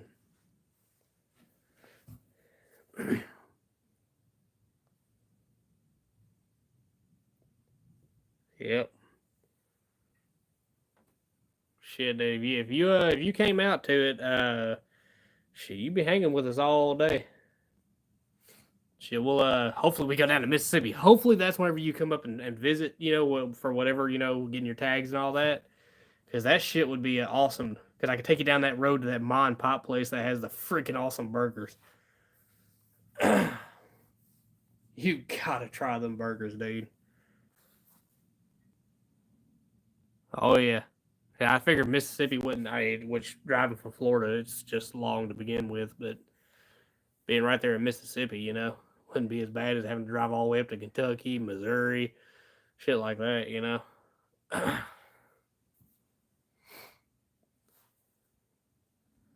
Yeah, running them heavy equipment, you can screw up way worse than you can with hand tools, so they pay more for experience. Yeah, that's true. Yeah.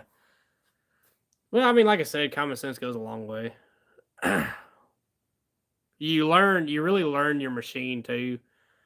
You'll understand its quirks and what it's about. You notice a lot of things I have to do with that machine too. But a lot of that shit, I guess, I don't know. I'm not bragging or nothing. I just always had a knack for operating equipment. Just came naturally to me. I know I watch a lot of people who try, and they they really can't grasp it. But to me, it never took long at all. I think when I first operated a Trico, this was back when I was like, I want to say 14 or 15, maybe 16 years old. It's been a minute. But first time I operated a Trico, it took me about 5 minutes to get past the jitteriness, and I was slinging cars, you know, just an opportunity. I couldn't pass it up. My father, he worked nights down there at that yard. And I stayed over after work, and he said, "Hey, you wanna try out that Traco?" I was like, "Would I?" And it was still fairly new at the time. It was a Komatsu PC 200, I want to say, LC7. I used to have to work on that son bitch all the time. But yeah, got in it and started playing around with it, and it didn't take but 5 minutes to get it to where I was moving cars and whatnot, fairly comfortably. And it just went from there. And it's been seat time ever since. But I want to say the most seat time I've ever gotten was between a Case 1085C, which is a rubber tire excavator, which it had a magnet on it, which is why the swinging thing, I'm used to that. But it did have a faster boom on it though. It's nowhere near as slow as the Baylor. The Baylor is so slow when it comes to the boom. But other than that though, I think between the most seat time I have is between the Baylor and the hours wise and that case 1085C, and I think the second most would be that Komatsu. And of course, I played on the Caterpillar. I want to say it was a big ass machine too, but it had a problem with the tracks. You had to drag that some bitch. You had a dog walk it around the yard. It was crazy. I've played with that one. When I say play, I mean I've worked with that one. I probably got at most all together all the time I've had on that thing. Probably I want to say 20 hours max. That's it. But the link belt I barely got to even touch it. Like I got to play with the controls on it, but yeah, no, that I wasn't really on that one too much. But yeah, mainly the Komatsu 210, a touch on that Caterpillar, and the Case 1085C a shit ton on because nobody liked operating that one. Nobody did because it would shock the absolute fucking shit out of you. But anyhow, and then the Baylor, and of course the oddball machines in between. Let's see. I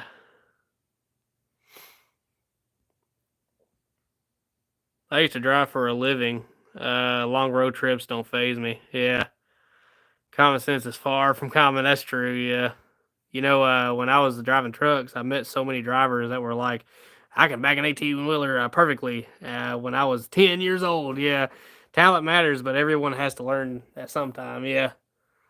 Yeah. Well, you see, at the scrapyard, like I said, when I say I was pretty much raised at a scrapyard, I legitimately was raised at a scrapyard.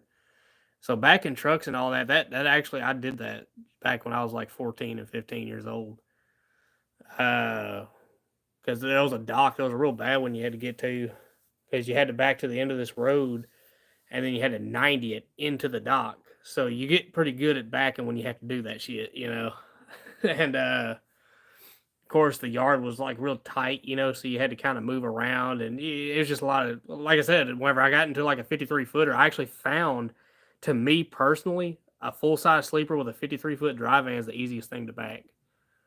It's way easier. And when you got them short trailers, they suck. Which that's anything really. But yeah, dude, a full size 53-foot trailer, I find it to be the easiest. It's the one I'm most comfortable with too. I could stab that thing into a tight dock and with no problems. Let's see.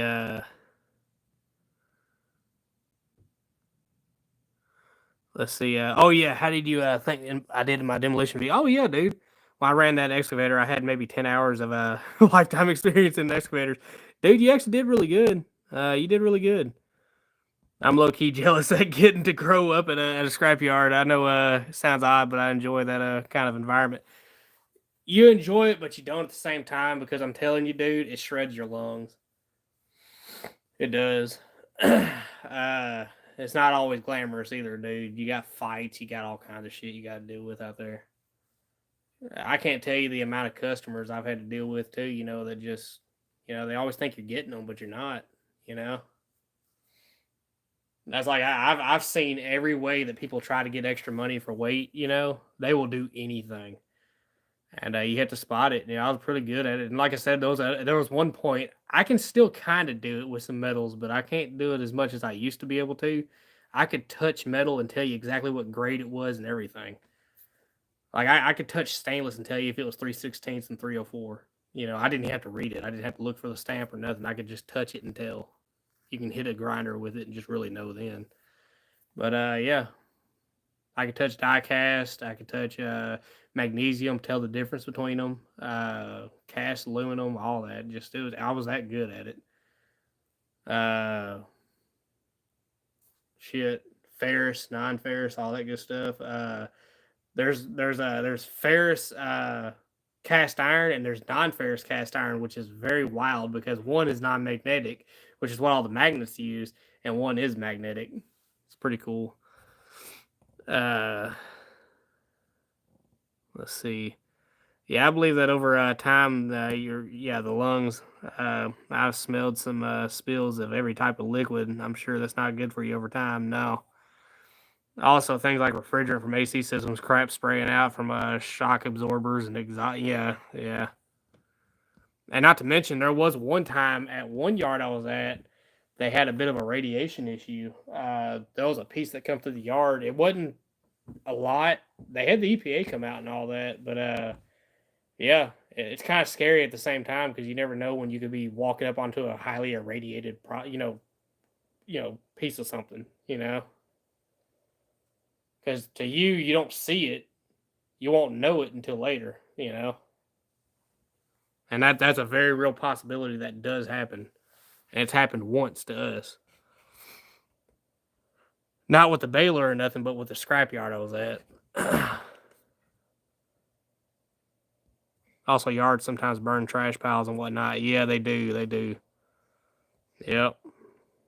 Main thing though, going out to scrapyards, you notice how I call it moon dust. It's a very fine powder that's out that way, and all in that powder you got lead, copper, you got everything. And anytime the wind blows out there, I can't tell you how many times I've done this. You go to blow your nose, into a napkin, and it's black. It's just, you know, it's all in your nose, all in your lungs. Yeah, that's the best way to describe it. It's very fine powderized dirt, with all kinds of metal in it. Because if you ever look at it in the sunlight when you kick it around, you can see it glittering. And of course, car fires. Yeah, no kidding. You told us about dragging lead home accidentally. Yeah, dude, I did. My son, his lead levels come up, and we found out what it was. It was getting on my boots, and I was coming home, and it was getting into like the kitchen where I would take my boots off. And like I said, you walk in there with your socks, and you walk out, and it goes on the carpet and all that. And you can vacuum and all that, but some of that stuff don't come up. And just having that shit in your carpet was enough to raise his lead levels. So ended up we had to do a lot of fucking scrubbing to get that shit out. And he takes an iron supplement just in case, because it'll bind with the lead in his body and bring it out. The only time I've blown my nose and I had it come out black was whenever I was in Thailand on vacation. No kidding. Glad you caught it. Yeah, dude. Because when you first have a kid, like I said, dude, you're always on top of that stuff. And even my second one, I'm still gonna be the same way. But when his lead levels come up and they were like, "Hey, there's something wrong here," we were on top of it, dude. We made sure we took care of that problem. Yeah, my boots aren't allowed in the house; they stay at the door, and then my socks and all that shit comes off at the door. Daddy's home in his boxers. Yep.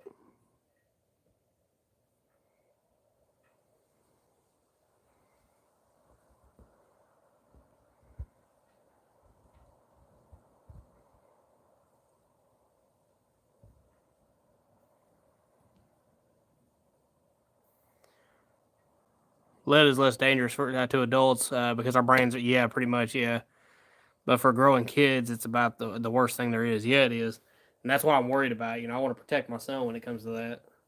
You know, I want him to have a good future. I don't want him, and this is weird, dude. I don't want him having to do the same shit I do. You know, if he wants to do that, that's his choice. But I don't want him to be like, hey, this is what I do. This is what you're going to do. Because I suffer from it today. To a point. I'm not awful, but I know right now, when I get a little bit older, it's all going to start catching back up to me. So I'm not looking forward to that. When I grew up, we had a leaded gasoline in Norway still. Who knows what that did to my IQ? Yeah, no kidding, dude. Well, I mean, hell, you're still pretty sharp, though, so you're good. I think you survived. Avgas, it still got lead.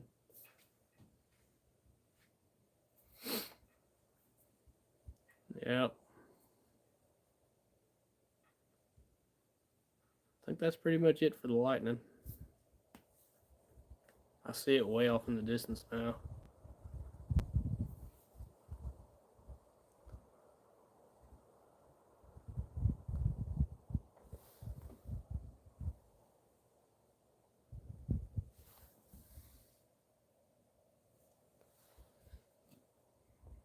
I've been sitting on the couch for the past few weeks with back pain. I didn't have back pain all my life until one day I did.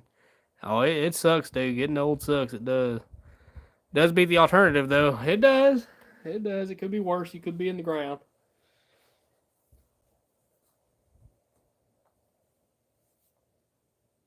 Pretty awesome though, man. You traveled around the world, man, pretty much. I've always been in the States and I've been everywhere east of this country. I've always wanted to go out west. We had the plan for going to Colorado, but we had some finances, come up, some financial shit come up. So that kind of put a stop to that. So unfortunately, we're most likely calling off Colorado. If the taxes do all right, maybe it'll be back on, but I kind of want to hold on to that money, financially being responsible and whatnot. But yep, we're kind of low on resources right now. Let's see. But joking aside, finding a live stream helped with the boredom while I was kind of mobility limited. No kidding. I've been to 50 states and all 50 states, and I've been going to 45 countries so far. And yeah, you told me about the Colorado trip. So yeah, dude. So far it's called off. When we get back to bailing, see, that's another problem. See, when you're bailing, normally you're 6 days a week, so, and you can't just, hey, I'm gonna take a vacation right now because there's nobody really to replace you, while you're gone. So you have to kind of do it like in a time right now, But at the same time, whenever I'm off the bailer, I got so much shit lined up for me to fix whenever I'm done. He pretty much just holds it all over until I get done. He won't call nobody else. He'll wait till I get done bailing and he'll have me on it. That's one thing I'm super lucky with. I'm salary. I still get the same paycheck even when we're slow or when I'm halfway incapacitated like now. Yeah. See, and you can do a lot of remote work too, so that's really nice. Yep. Main thing for us, I think the main thing when it comes to the bailer is the time. So yeah, you do have to get up super early. You got a lot of driving in between, so it will wear you out. Don't get me wrong. It's just as far as physically hard, it's not as physically hard as what I do normally. So sometimes when I come back from the bailer, I'm kind of spoiled when I come back from the bailer. I've been, eating good and not really working that hard, So when I come back, I'm kind of, what's this stuff called heat? Yep. Yeah, I can work from anywhere. That's right, dude. Yeah, that's a blessing, really, in disguise. It might seem mundane to you, but it's a blessing in disguise. I've literally sat in my car at Cowboys Junkyard and done work from my laptop. No kidding. Or from a log cabin in the Yukon. Or from a beach in Hawaii. Yeah, man. I'm happy you got to see all the states, man. That's definitely an experience to have. Yeah, buddy. I've seen all the east side, but I've never been out west. And to me, the furthest west I'd been was Wichita, Kansas, and of course everywhere north and south of that. And I always love when you go into a different state, the terrain changes like immediately the second you cross the border, and that's awesome to me. So when I went to Kansas, I was coming out of Missouri. Missouri's kind of like here in Tennessee, West Tennessee. It's kind of like, you got mountains and all that, but when you get to certain parts of Missouri, it's all just like here. It's just hill country, And I know you come out of that, it kind of flattens off a little bit, and then you go up this big hill. It's like this big bluff. And when you get to the top, it's flat. But the terrain completely changes. And this is when you get into Kansas. And it turns into like tumbleweed territory, just way different, It's got like a plateau up top. And when you get to the top of that plateau and you level off at the top, it's flat. Tumbleweed territory. No trees hardly. Just definitely different. Yeah, that was a big goal for me as an immigrant, especially. Yeah, it helps that I got paid to travel. Yeah, that's right. That's right. Missouri has the Ozarks though. Oh, I love the Ozarks. You've been through them though, hadn't you? Like through them. Because I've been pretty much almost all the way through them. Because I started in Arkansas and I basically quit over there in Missouri many times. That's awesome, dude. Yeah, I've been all through it with a KLR 650. There's one trail that's 6 hours long. And it's pretty decent, you know. But yeah, once you start it, you're in there, and it's got creek crossings and all that good stuff. And I really want to take now. I don't want to go whenever the creeks are high, for obvious reasons. But if they're less than a foot high of water, I'm really thinking about taking the mini bike through one of them that 6 hour trail. I want to have my hammock and all that stuff with me and actually camp off the bike. To me, that would be the most. That would be a very fun adventure, a challenging adventure. You know.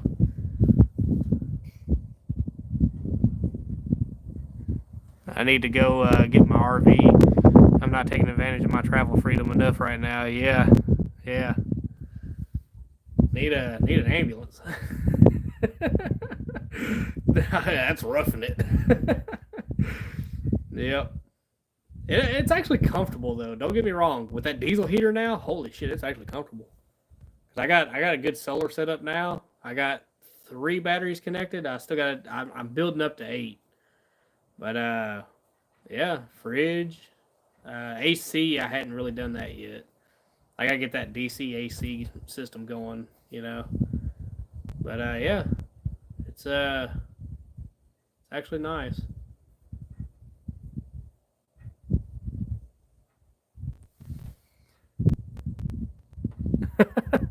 Dude, I've been I make shit happen. If there's a will, there's a way. And like I said, as far as the front of the ambulance goes, that was all my neighbor. I helped, but I cannot claim anything on that. Dude, I was the here, hand me this tool. You know, he's the one that's best with working metal over. You know, welding. He can weld like a golly, he can weld. But yeah, I had the idea and he made it happen. So I got a really awesome neighbor. Let's see. I've considered trying to do a conversion like that MCI bus in the yard. Oh yeah, but I'd likely never finish that project. I'm a excellent gopher. I can go for sandwiches, go for coffee. No kidding, no kidding. I don't know, dude. With the bus that's over there in Memphis, if it runs and all that and drives, or if it's not like too major of a mechanical nightmare, that bus platform would be great because you got plenty of storage underbelly. You got the height. It's got all the room in the top. The windows, you ain't got to worry about sealing this thing up. All you got to do is basically gut all the seats out of it, gut the walls out of it so you can spray the foam, and then put up a wall. Build out your counters and shit. That would be a lot easier versus a school bus because a school bus, you got to take extra precautions. You got to do a lot of sealing and all this other extra shit. And you got to work around the low roofs on them. But luckily for mine, it was a high roof, so I didn't have no real problems there. But yeah, school buses suck as far as sealing them up for rain. But that bus would be a great start because also it's got a public restroom in the back. Unfortunately, I would rip all the public shit out, but you have the septic tank. You got all that on board already, so you really don't have to do nothing there. That's all your plumbing right there. You can plumb your sink, your gray water, and all that to that one tank, and then clean it out. You know, you just hook it up and drain that shit. You know, hell, you can keep it to a dedicated septic tank wherever you're at. I mean, that shit would just work. You know, I mean, I take all the public shit out and put you a regular toilet over it. You know, and all that good stuff. But yeah, that's the beauty of that type of bus. It's pretty much already set up with the plumbing and shit. You know. It, on that one compared to a regular school bus, it would be a lot easier. Still work, but I mean, don't get me wrong, you know, and it's still money, but it would be easier than a school bus. Oh yeah, I stole that joke from a Muppet Show. Also, a schoolie. The problem is that they're not really designed for driving comfort at highway speeds. Yeah, unless you get one with airbags, that's you'd be lucky on that one. But again, that other one, it would be perfectly set up for it. You know. Yeah, the MCI is an excellent chassis for a conversion project. Yeah, exactly. It's perfect for it. School bus, I mean, it's attractive. You know, it's cool to me. It is. But I kind of got a unicorn in a way because I got a high roof, and those are pretty sought after. And it's got a large underbelly storage, but it is still a spring suspension. But I don't plan on just traveling everywhere with mine. But if I did, I'm used to riding in some rough shit. Trust me, that right there would ride like a Cadillac. It actually did really good on my way back from St. Louis. But I rode some pretty rough roads on the way back, and it actually didn't bounce like I thought it would. And by the time you add all the RV shit on the inside and get all the weight in it, because I'm planning on keeping a lot of that stuff back towards that rear axle to help with that, you know. And yeah, it should actually do pretty good.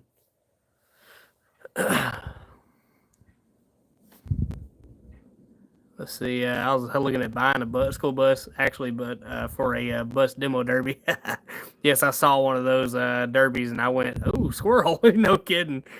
I also thought about building an RV into my Peterbilt. Yeah, but not only do I not have the skills for that, Peterbilt is just not good enough on fuel mileage. You ain't even got to build it. You could buy them 105-inch sleepers, which are basically RVs. You just you literally slap that shit into the back of your truck. Yep. Oh, is that all? Shit, hell, you ought to buy 2 or 3 of them, link them all together. Do away with your fifth wheel and just stick them all together. No problem. Money's just an object. Here, go ahead and shit a brick. Oh yeah, hell yeah, it would be. I see them every now and then.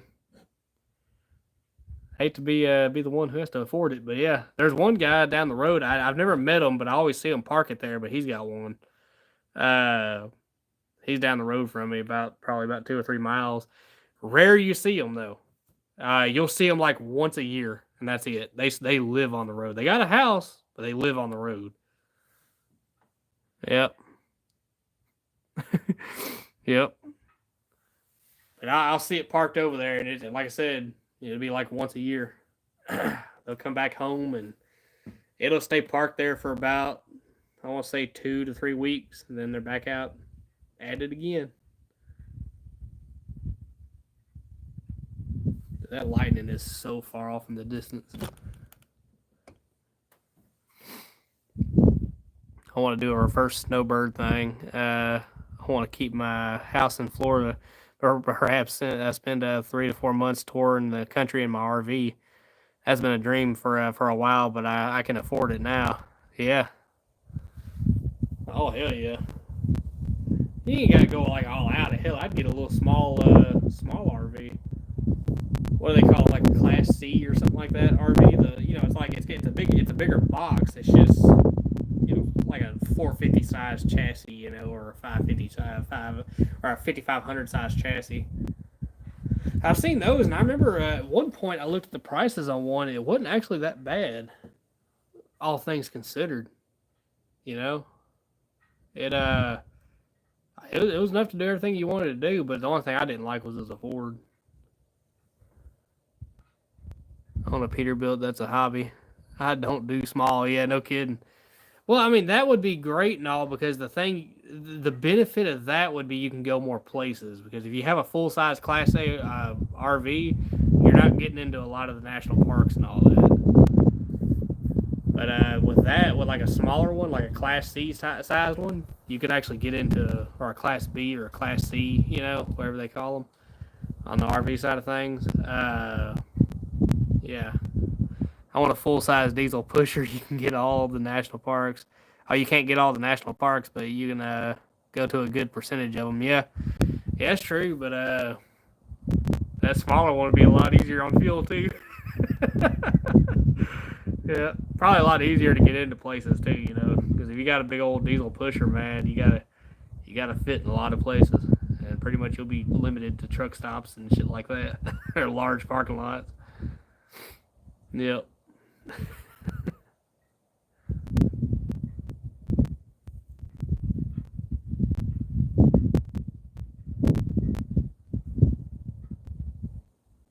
Also, yeah, I guess you could put like a rack on the back of that thing and keep some motorcycles on the back. That way you can offload and ride a bike up to wherever, or tow a car. But that's just that much extra headache.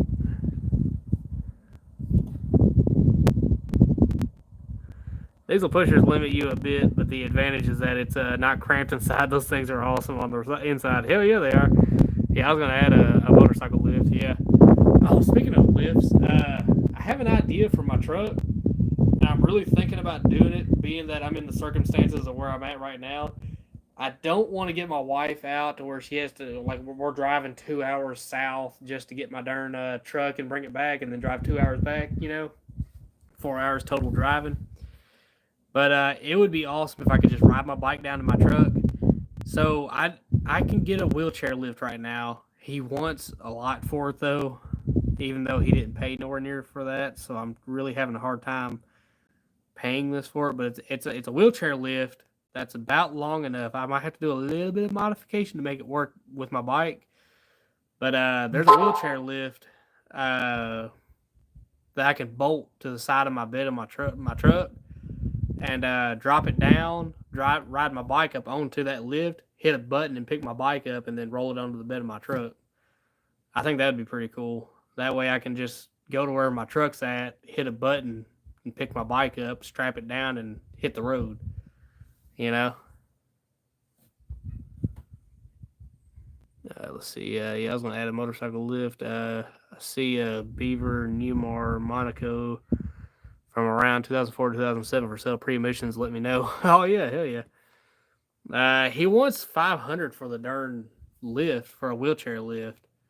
And I don't know.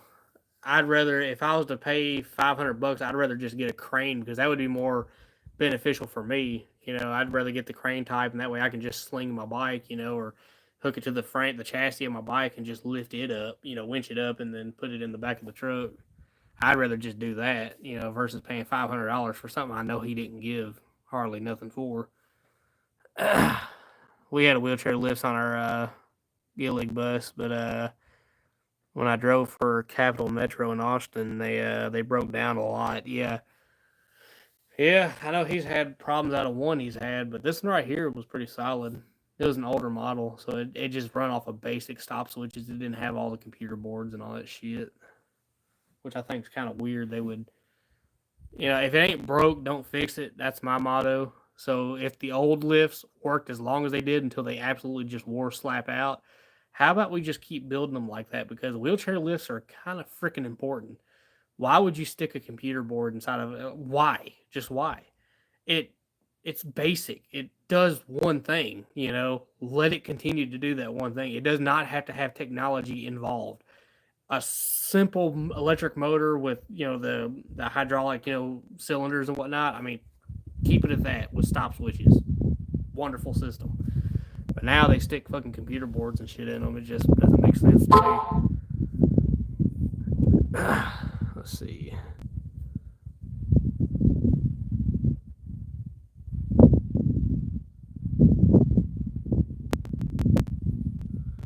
Oh, they're sending attachments.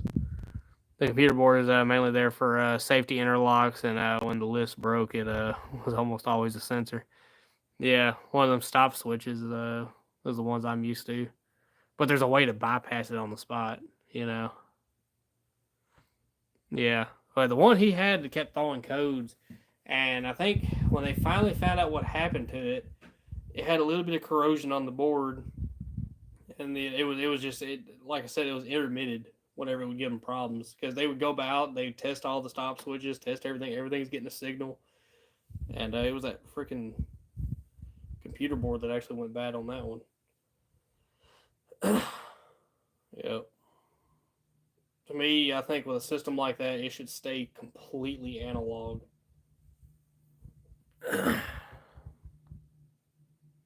Yeah. You can, exactly, yeah. Yep.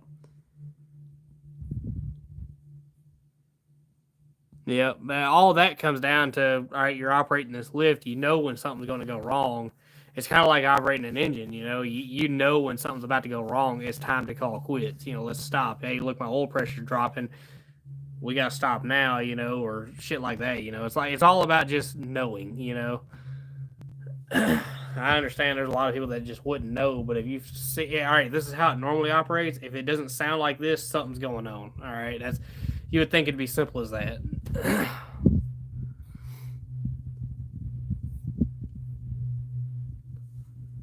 And of course, they also have a backup where you can manually pump it too. Yeah, common sense again. Yeah, I got you. Ain't so common. I guess I've been having to fix other people's shit, So I guess yeah. I'm sitting here looking at it like, how did you not catch this? That's like speaking of common sense, so he rented a machine, and I know I did a bad thing, bad me. All right, I I pushed back a bunch of trees with an excavator. It was ironically, it's a 210 case. It's not as big as the 210G Deer though. It had a smaller counterweight and all that on it, but it was a rental machine. So I went out there, I pushed back a bunch of big ass trees and shit, pushed them all down a hill and cleared up a spot enough. I was having to rush and race against time, so I really didn't have time to set anything up because the rental company was coming to get it, in a little bit. So after I got all those pushed back, I started working on this storm cellar that was down there and got it dug out and got it ready for the boss man, so he could actually get his wheelchair down to it. Anyhow, I was working on that and I didn't have a phone mount, and hell, y'all wouldn't like the titty mount, so because it kind of sets off, even when I'm in there with my jacket that I had on, it kind of set off to the side, and you'd be looking at the darn glass over there, so it wouldn't really work out too well. But yeah, I did it bad. I was operating a Trico last week on Friday. Yeah. But yeah, I didn't really have time to set anything up. I didn't even have a phone mount. My phone mount's down in the baler, so yeah, sucks.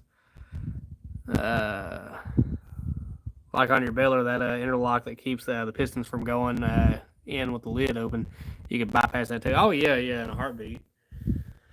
Yep. Uh, but I do get why, because sometimes Forenzio scares me. Sometimes whenever I push my pistons out and I'm doing like a service run, I'll have them pushed out and I'll open the doors back up. If I don't block that baler up, sometimes he'll toss loose material in, and it hasn't happened, but I'm worried that it can happen, because it can. That he'll toss loose material all over my darn pistons. You want to talk about pissed? I will be pissed. Because hey, if I'm sitting here like, hey, no, because sometimes he don't hear you, he don't listen. Sometimes he'll shake his head. Oh yeah, I agree. And then walk over there and do it anyway. So yeah, yeah. If he dropped a bunch of metal all over those pistons, it would not just be the possible damage that would happen to the pistons themselves, the piston rod, but it'll be the cleanup that would have to come after that, because then I have to get down there physically, because you're not using the claw to do that. You'd have to get down there physically to remove however much metal he let in there. You couldn't even pull the pistons back. You'd have to just get it out of there, Yep. Oh yeah, you'd have to jump in there for sure. you have to be in the baler, and you'd have to hand pick all that shit out from behind the pistons, and then inspect for damage, because there would definitely be damage. So that's why I'm kind of wary, because like it was towards the end of that job. Remember whenever I was having to push it out, because when you do those loose loads, you get a lot of trash and shit behind the pistons, so you gotta clean them out more often. And sometimes I leave the pistons out, and if I'm not in the machine, it kind of worries me that he's gonna dump shit in there when my pistons are pushed out, So I have to kind of watch him and keep an eye and try to stop him. But yeah. Oh yeah, whoever dropped that in would be the person climbing in to clean it up. Yep. No, he won't. There's a lot of times I have to grease his machine, That'd be my rule. I don't know. I know the leaf springs are yes, dude. They get all behind that ram and they will fuck it up. A leaf spring will actually do some serious damage. Wow, that's a lot of damage. Yeah. Ain't no what's that shit called? Flex tape. Flex tape ain't gonna fix that. Yeah.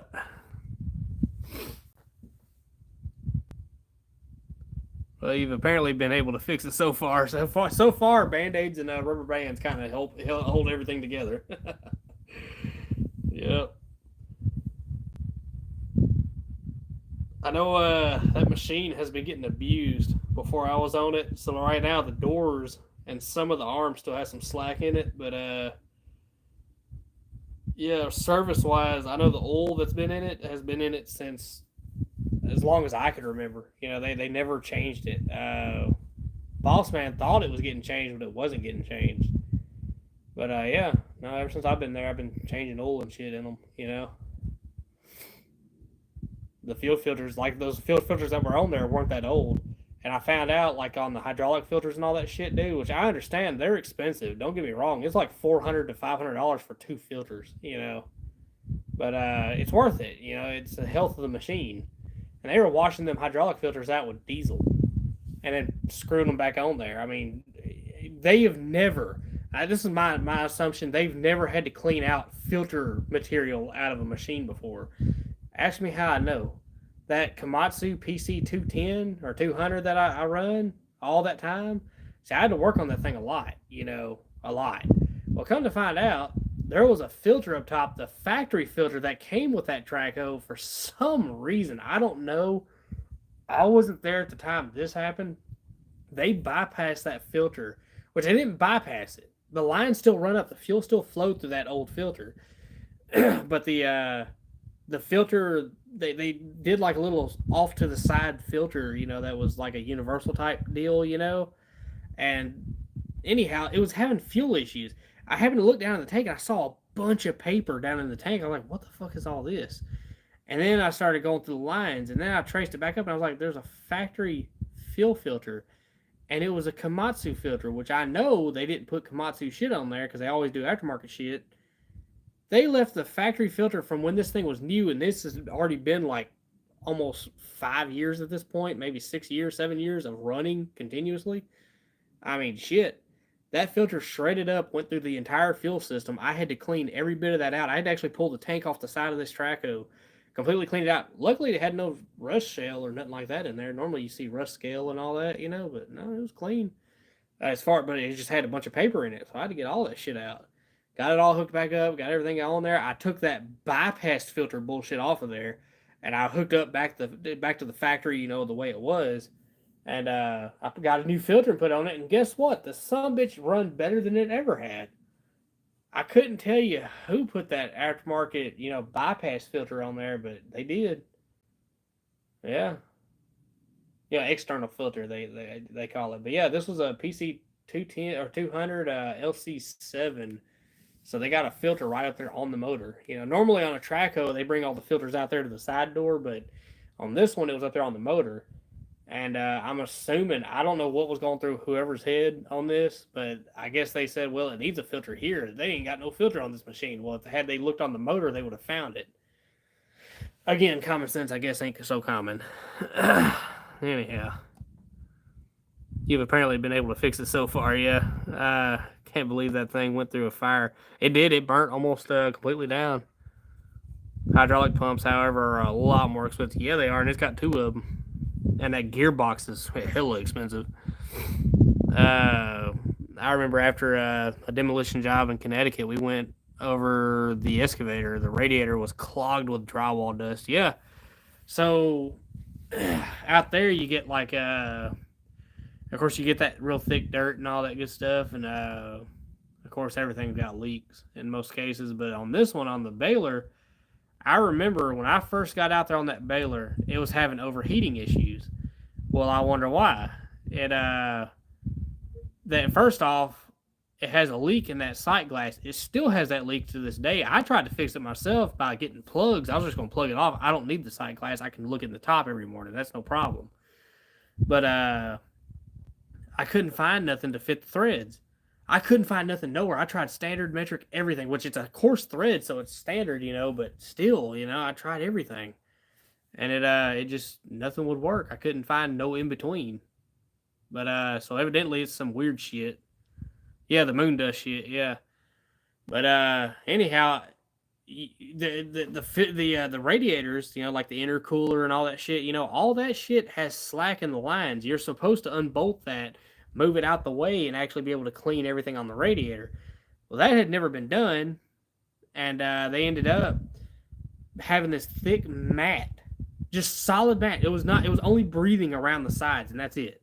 He said, "Oh yeah, I pressure washed. I pressure washed the mess out of it." No, you didn't. You pressure washed around the sides, and you hit the intercooler. That wasn't doing nothing.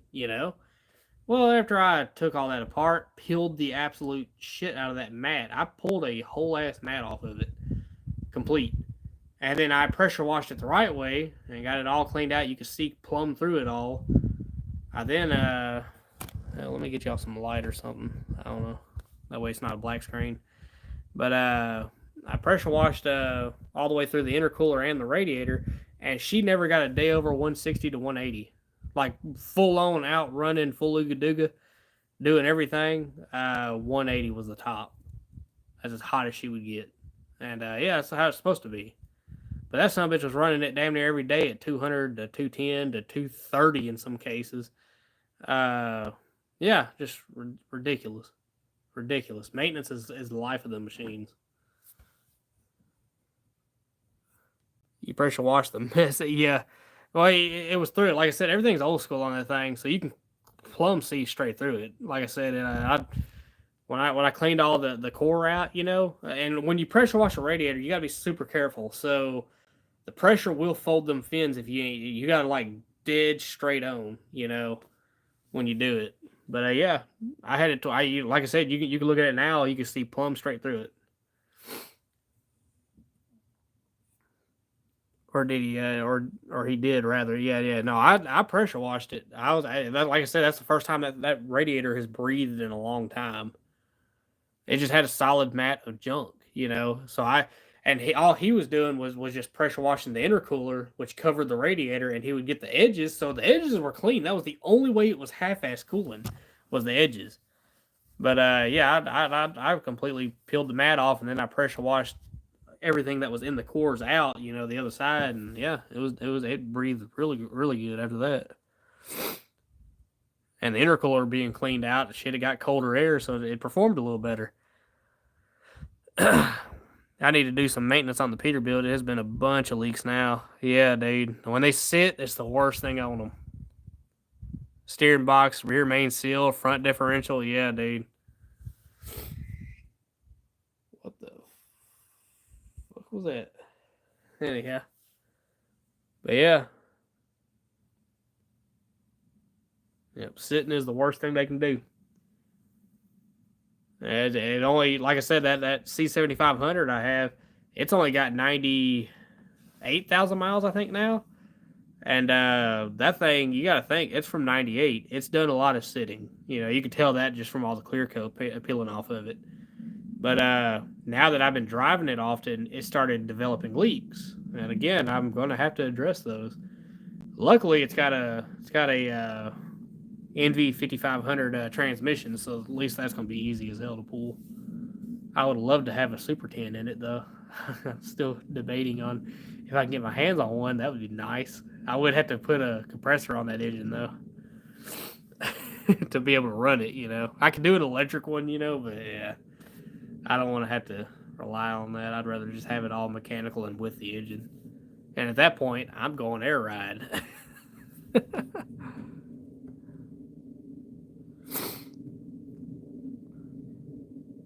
Yeah, I need to drive it more, but I want to get those fixed first, and I can't do that work myself. I also need to spend $7,000 on tires. Yes, tires are expensive as hell. The Peterbilt is from '97. It's got 944,000 miles on it. 1,000 miles on it. Yep. I don't like the Super 10. My Pete has a 13 speed. 13s are nice, but the Super 10, you have driven a Super 10, haven't you?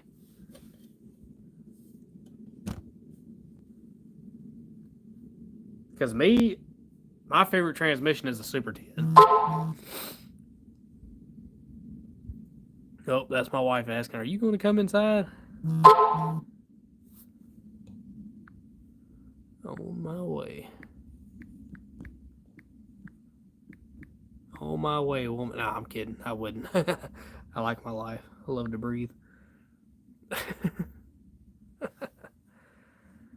Let's see. I have driven a Super 10. Yeah, specifically one that I love to shift back and forth and back and forth and back and forth right at 65. Okay, yeah, no, I never did that. You had a problem with your splitter there, I'm assuming. Let's see. It drove me nuts. Yeah, I think you had a problem with your splitter on that one because once you lock in, so when you're on the low side and you flick it over to the high side and you let off your throttle and then you get back on it, it's supposed to stay, But you probably had an air leak or something wrong with the valve on the splitter that was giving you an issue there.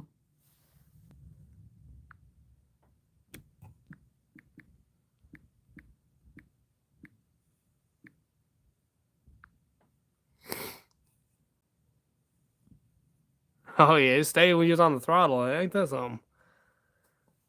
Yeah, dude. See, the one I drove, it never had that problem. But if I came up on some traffic and let off the throttle, it would downshift. Yeah, no, that's not normal. Like immediately, no, that's not normal.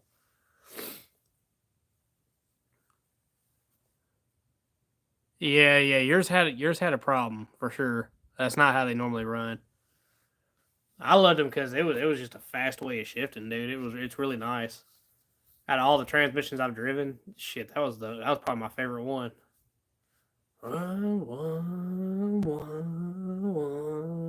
Just keep on going. Yep.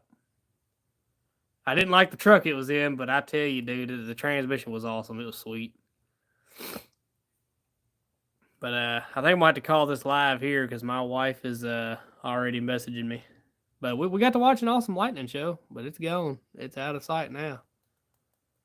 It's just dark, and what y'all see through them trees right there. You can keep it. Hell yeah. Yeah, the lightning show was nice, and so was the chat. Yeah, it was, dude. I had fun. But yeah, I gotta get in here, help her with the meatloaf, and we're on the second one now. And that's gonna be lunch for the week, so that's definitely nice. But man, dude, it's probably just gonna be normal work until something happens at the meal. I'll see what I can do, but like I said, I don't know how it's gonna go as far as going live out there at the shop. Because the problem is you're being watched at the shop. And what I mean by watched, there's cameras everywhere. So if he sees me up on my phone,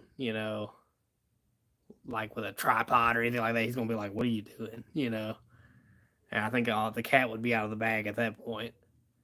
So probably not a good idea. But yep, we'll figure it out. I'll keep y'all updated though. No, dude, he he'll find out eventually. I'm sure of that, but yeah, he don't know about it right now.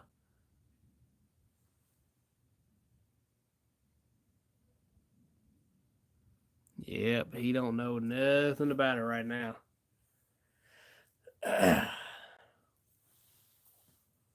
To me, in a way, it'd be free advertisement in a way, but again, I'm not out here giving his business out, but at the same time, like I said, he might be funny about it too. He don't want his business out there like that.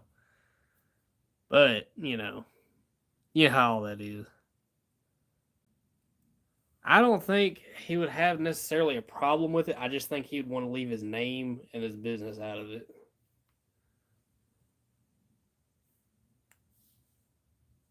Yeah. Yeah. But at the same time, it would be a double edged sword because then he would be watching me. And that would be weird.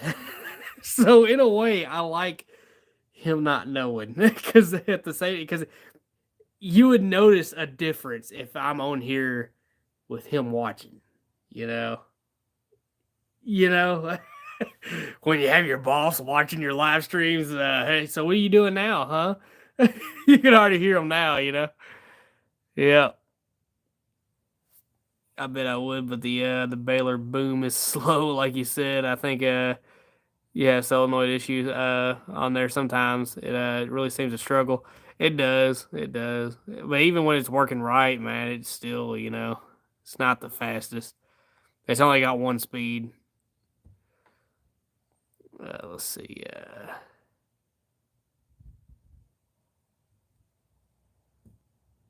Sorry, I straight copy paste.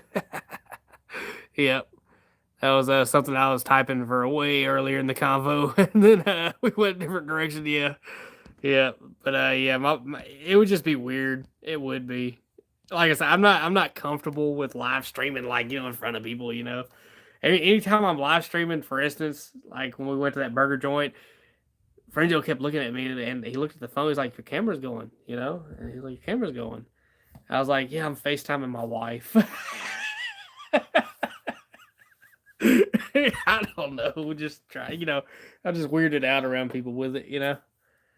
But if my boss is watching, like I said, it's kind of a double edged sword. So, yeah.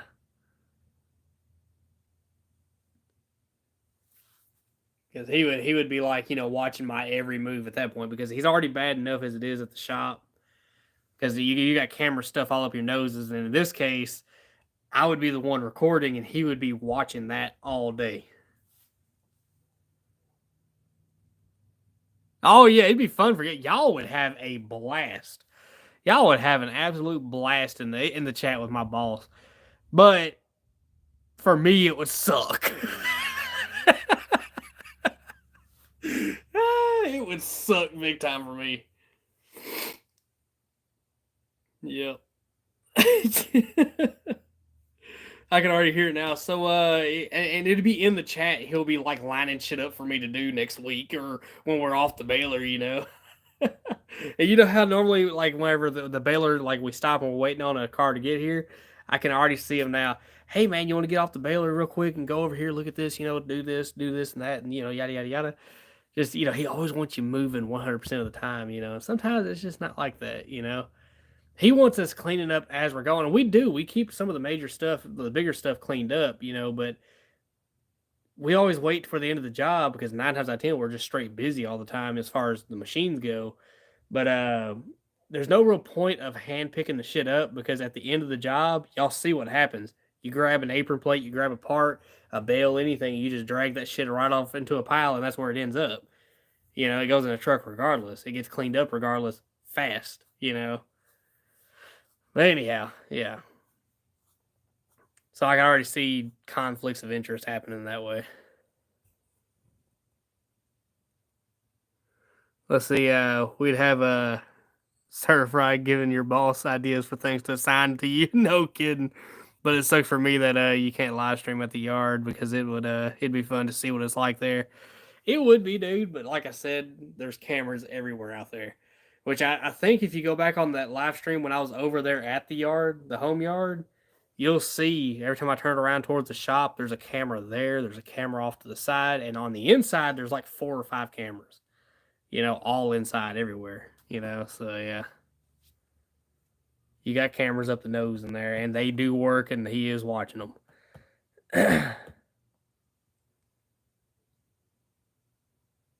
He is. Yeah, he watches them all the time, dude. Which I understand why he did it in the first place, but now he kind of nitpicks with them, so it's kind of sucky at the same time. So yeah, but he got robbed in a way. Well, he did. He got robbed. He had a couple of people working for him at first when he first got shot, and they were some pieces of shit. But now he's got all of us, and we never done him like that. Never intend to. Yep.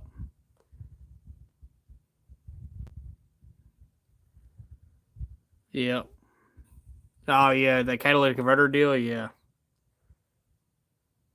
Oh yeah, no, I got him as far as that goes. But sometimes it would be nice because he uses the. It's like I said, he'll watch the cameras and dude, if he sees you, for instance, there's sometimes I can order a part. Sometimes you're on the phone for 10 minutes. You're calling, you're talking to somebody, and now with your smartphones, you can just have a speakerphone. You just got your phone out in front of you. Anyhow, I'm ordering a part. Next thing you know, he's beeping in on the line. Beeping in left and right. I have to keep. I understand why he's calling. I know why he's calling. He sees me on the camera standing there looking at my phone. You know I'm actively in a call with somebody for parts. 9 times out of 10, it's always parts. And yeah, no, dude, he'll just call left and right, dude. And finally, when I get answer, he's ready to dock me an hour, or some shit like that for 10 minutes on the phone, ordering a part. Just I love him half to death, dude. He's a good dude, but when it comes to work, when you're on the job, oh my god, dude, nitpicking, and he will dock you an hour, and it will come out your pay. Yeah, when it comes to work, he's a hard ass. Yep. It went from being favorite musician. Yeah, it went from being kind of like the normal, like like I said, I had no problem with being on camera. I understood completely why he did it. It's just it turned into something that was super nitpicky, and it just really sucks. Favorite musician, uh, hmm, what's her name? They're German. Uh, shit. What's that band's name? Uh, Steen, you know who I'm talking about. What's up? What's up, Super Evil Man Hatta? But what's his name? Shit. I hear some coyotes off in the distance. Rammstein, right? That's him. Rammstein. Yep. Rammstein. Yep. I love them, dude. They are awesome. Diamond. That's a beautiful song. Let's see. Of course, everybody knows the classic one. Fuck. Uh,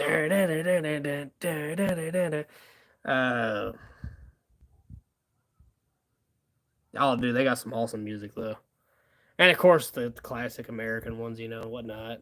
Kiss, Alice Cooper, classic rock and shit like that.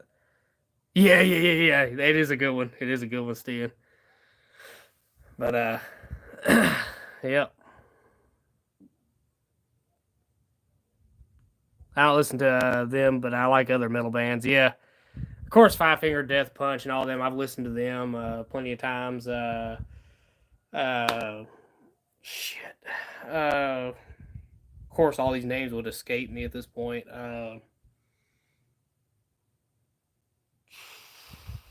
There's another one I know. It's I hadn't listened to them in a minute though, but their songs are always good. Shit. Yeah, I got a few though. I'd have to go back through my playlist to find them all though, because like I said, I can't just remember the names or off the top of my head. Ironically, it's weird how my brain works. Yeah, you're not that big on metal personally. Yeah. But there's still a few that are good. Yeah. I don't listen to like the full on, that shit, But I like some good songs with some good meaning behind them.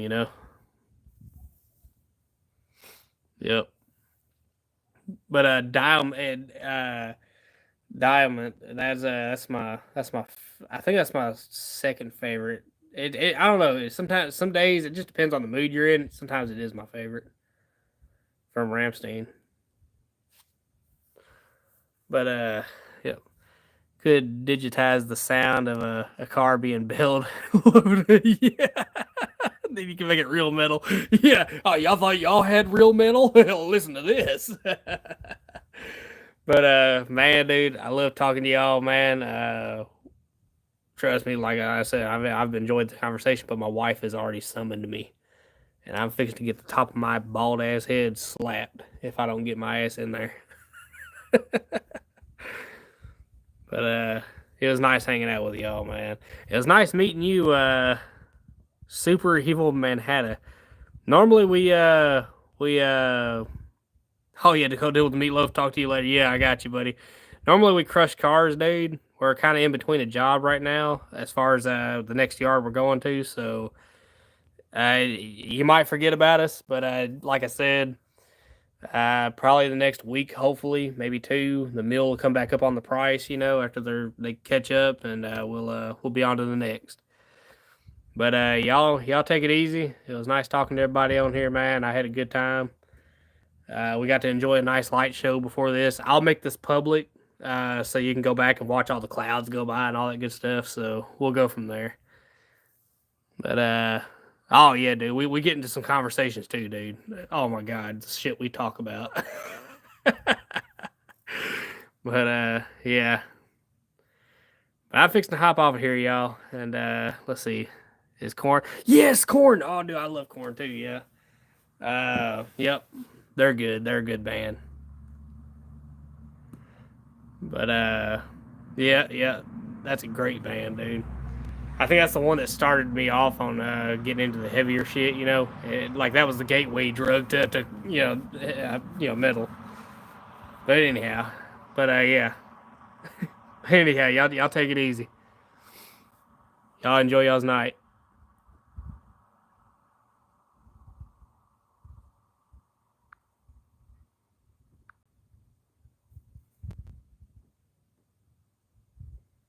Oh, just letting you know, I'm gonna make it public so y'all can go back, and watch the clouds and all that because I love doing that myself. Oh yeah, good night, Steven. But I love doing that myself, just scrolling through the clouds and watching them all change. It should be awesome. I kept the camera as still as possible through the most of it. So yeah, y'all take it easy.